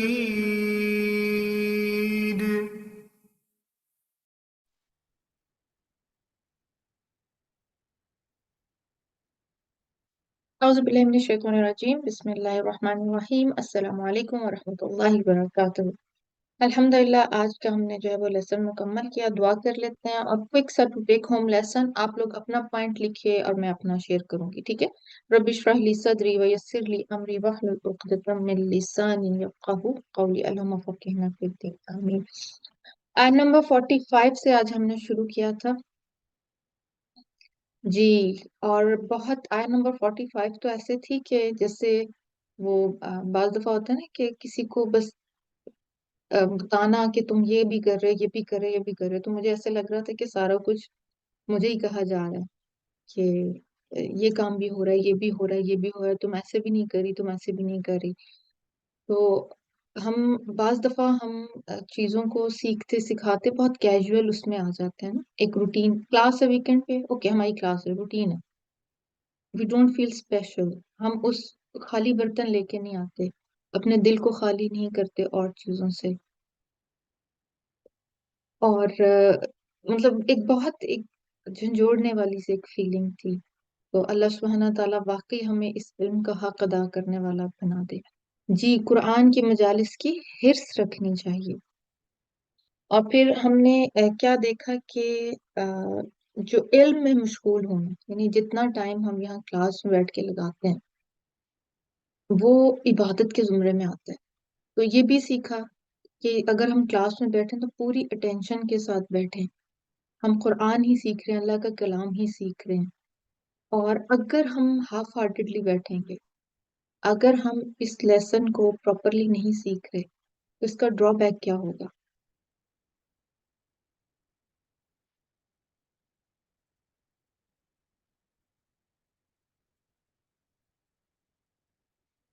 کچا پکا علم ہوگا، اور جو آدھی ادھوری بات ہوتی ہے نا وہ نقصان پہنچاتی ہے، کنفیوژن کریٹ کرتی ہے، پھر وہ اس طرح ہمیں فائدہ نہیں دے گی جس طرح اس کا فائدہ دینا چاہیے.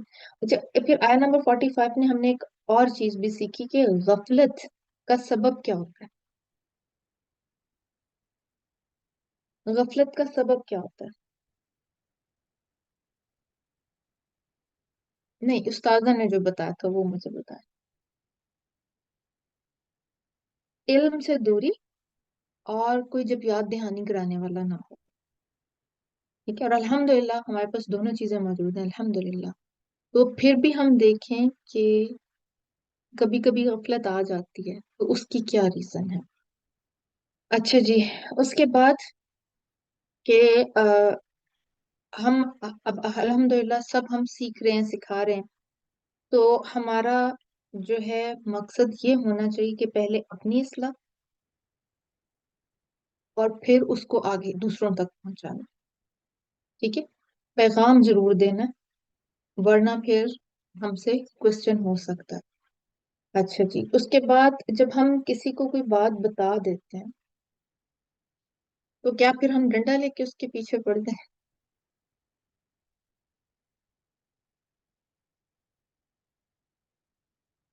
نہیں، ان کو اسپیس دینی اور اپنے عمل سے اس چیز کو پروف کرنا ہے. اور میں کنٹینیوسلی یہی دیکھ رہی تھی کہ میرے اپنے اندر کیا کیا تبدیلی ہے، کیا مجھے اپنے آپ کو اور کہاں کہاں چینج کرنا ہے. تو میرا حسن زن ہے کہ آپ لوگ بھی اسی طرح ہی سوچ رہے ہوں گے. اور قرآن کے ساتھ ہم مزید اپنا تعلق کس طریقے سے مضبوط کر سکتے ہیں نا. تو اس قرآن یعنی یہ جو ہم تفسیر سیکھتے ہیں یا جو بھی اس کلاس میں بیٹھ کے کرتے ہیں، وہ ایک علم نہیں ہے. جیسے کہ آپ نے علوم القرآن میں بھی آج دیکھا، وہ ایک چین ہے، ایک کے بعد دوسرا، اور انٹر لنکڈ ہیں آپس میں. تو کوشش کریں کہ آپ اس چیز کو جو ہے وہ جی بالکل لنکڈ ہیں کرتے جائیں. اور جہاں کہیں عمل کرنے میں مشکل ہو تو ہمیں کس چیز کو دیکھنا ہے؟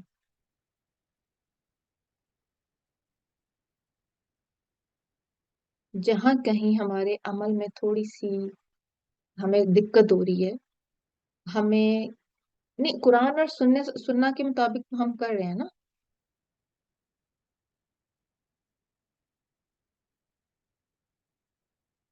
جی، قول ہے بالکل. اور میرے والد صاحب اللہ تعالیٰ ان کی مغفرت فرمائے، وہ کہا کرتے تھے کہ ڈاکٹر سے جو نسخہ لکھوایا ہے اور جو دوا لے کے آؤ نا، جیب میں رکھنے سے ٹھیک نہیں ہو جاؤ گے، اس کو کھا لو. خواہشات کی پیروی، یعنی یہ علم جب عمل میں نہیں ڈھل رہا تو یہ صرف انفارمیشن ہے. اور وہ انفارمیشن عمل میں کیوں نہیں آ رہی؟ کہیں نہ کہیں ہماری اپنی کوئی ڈیزائر ہنڈرنس کریٹ کر رہی ہے. تو دعائیں ان کا اہتمام کرنا ہے ہم نے، اور کوشش کرنی ہے کہ سب سے پہلے ہم اپنی اصلاح کر لیں. کوئی آج کے لیکچر میں سے کوئی بات آپ کو، یعنی بڑی سکیری آیا نمبر جو تھی 46 میں جو بات کی گئی کہ یہود کے پاس بھی تورات تھی اور انہوں نے یہ ذمہ داری اٹھائی اور آگے وہ اس پہ عمل نہیں کر سکے، نہ عمل کیا انہوں نے. تو ان کو گدھے سے مشابہ، سورہ جمعہ میں ان کو گدھے سے شباہت دی گئی ہے. تو صرف کتاب کا ہونا اور اس کو سیکھ لینا اور پھر سکھانا، لیکن اپنی اصلاح نہیں کرنا، کتنی بڑی بات ہے. جی، گناہ جو ہے وہ نعمتوں کے زوال کا باعث بنتے ہیں. اگر ہم اس علم کی نعمت کی قدر نہیں کریں گے تو پھر کیا ہوگا؟ خود سوچیں آگے. تو میرا حسن زن یہی ہے کہ اللہ سبحانہ تعالیٰ آپ سب کے علم میں بھی جو ہے عمل میں ڈھال دیں. اور اپنے آپ سے ہم نے کام شروع کرنا ہے. اللہ سبحانہ تعالیٰ ہم سب کے لیے آسانی پیدا فرمائے. ایک اور چھوٹی سی بات، جب ہم کلاس میں ہوتے ہیں، آپ کوئی بھی سیشن اٹینڈ کرتے ہیں، ایز اے لسنر آپ آ گئے، گھومتے پھرتے آپ کو لنک مل گیا، آپ یا آپ ایک رجسٹرڈ اسٹوڈنٹ ہیں، آپ کی غرض اور آپ کی جو چاہت ہے اس ٹائم کیا ہونی چاہیے؟ آپ کی چاہت تھی obviously تو آپ اس لنک کو یوز کر کے آ گئے اگر آپ لسنر ہیں. اگر آپ اسٹوڈنٹ ہیں تو آپ نے کچھ سوچ کے رجسٹرڈ کرایا، کچھ سیکھنا. Does it make any difference کہ استاذہ لائیو پڑھا رہی ہیں یا ریکارڈڈ لیکچر ہے؟ ہمارا مقصد کیا ہے؟ ہمارا مقصد سیکھنا ہے نا، تو ہمیں اس پہ فوکس کرنا چاہیے کہ ہم سیکھ کیا رہے ہیں. صحیح. اور دوسری بات، اگر کسی کے پاس لائیو جا کے سیکھنے کی اپرچونٹی ہے، ویل اینڈ گڈ، بہت بہترین بات ہے. لیکن اگر کسی کے پاس وہ اپرچونٹی نہیں ہے تو یہ آن لائن کلاسز ہمارے لیے رحمت ہے نا. خاص طور پہ ہم جہاں ٹیکسز میں ہیں، ہمارا جو عام نارمل کمیوٹ ہے نا وہ 1 سے 1 گھنٹہ 50 منٹ تو نارمل کمیوٹ ٹائم ہے ہمارا. اور اگر ٹریفک مل جائے تو وہ 1.5 سے 2.25 گھنٹے بھی ہو جاتے. صحیح. تو اس اور پھر بعض دفعہ ایسے ہوتا ہے کہ رائڈ نہیں ہوتی یا کوئی اور کمٹمنٹ آ جاتی ہے، تو بالکل کسی چیز میں انوالو نہ ہو، اس سے بہتر ہے کہ ان آن لائن کلاسز کو ہم رحمت سمجھے ان کو یوز کر لیں. الحمدللہ. ٹھیک ہے. تو یہ بھی اللہ تعالیٰ کی نعمتوں میں سے ایک نعمت ہے. ہاں جب کبھی ہمیں جی بالکل واکنگ ڈسٹینس بھی کیا کہیں کہ ہاتھ کی پہنچ پہ آ گیا. اللہ تعالیٰ نے اتنا آسان کر دیا ہمارے لیے. لیکن اس کے ساتھ ساتھ آپ یہ دیکھیں جو چیز جتنی وافر اور آسان ہوتی ہے اس کی پوچھ بھی اتنی ہی ہوگی. ٹھیک ہے. تو اس پہ اللہ کا بہت شکر ادا کریں، اس کی قدردانی کریں، اس کو سیریس لیں. اپنا خیال رکھیے گا، اپنے گھر والوں کا خیال رکھیں، اور اللہ تعالیٰ سے بہت ساری دعائیں کریں اللہ تعالیٰ اس علم کو سیکھنا ہمارے لیے آسان کرے اور عمل میں ڈھالنا اس سے بھی زیادہ آسان کر دیں. جزاکم اللہ خیر کثیرا. بارک اللہ فی. سبحانک اللہم و بحمدک، اشہد ان لا الہ الا انت، استغفرک و اتوب الیک. السلام علیکم و رحمۃ اللہ وبرکاتہ.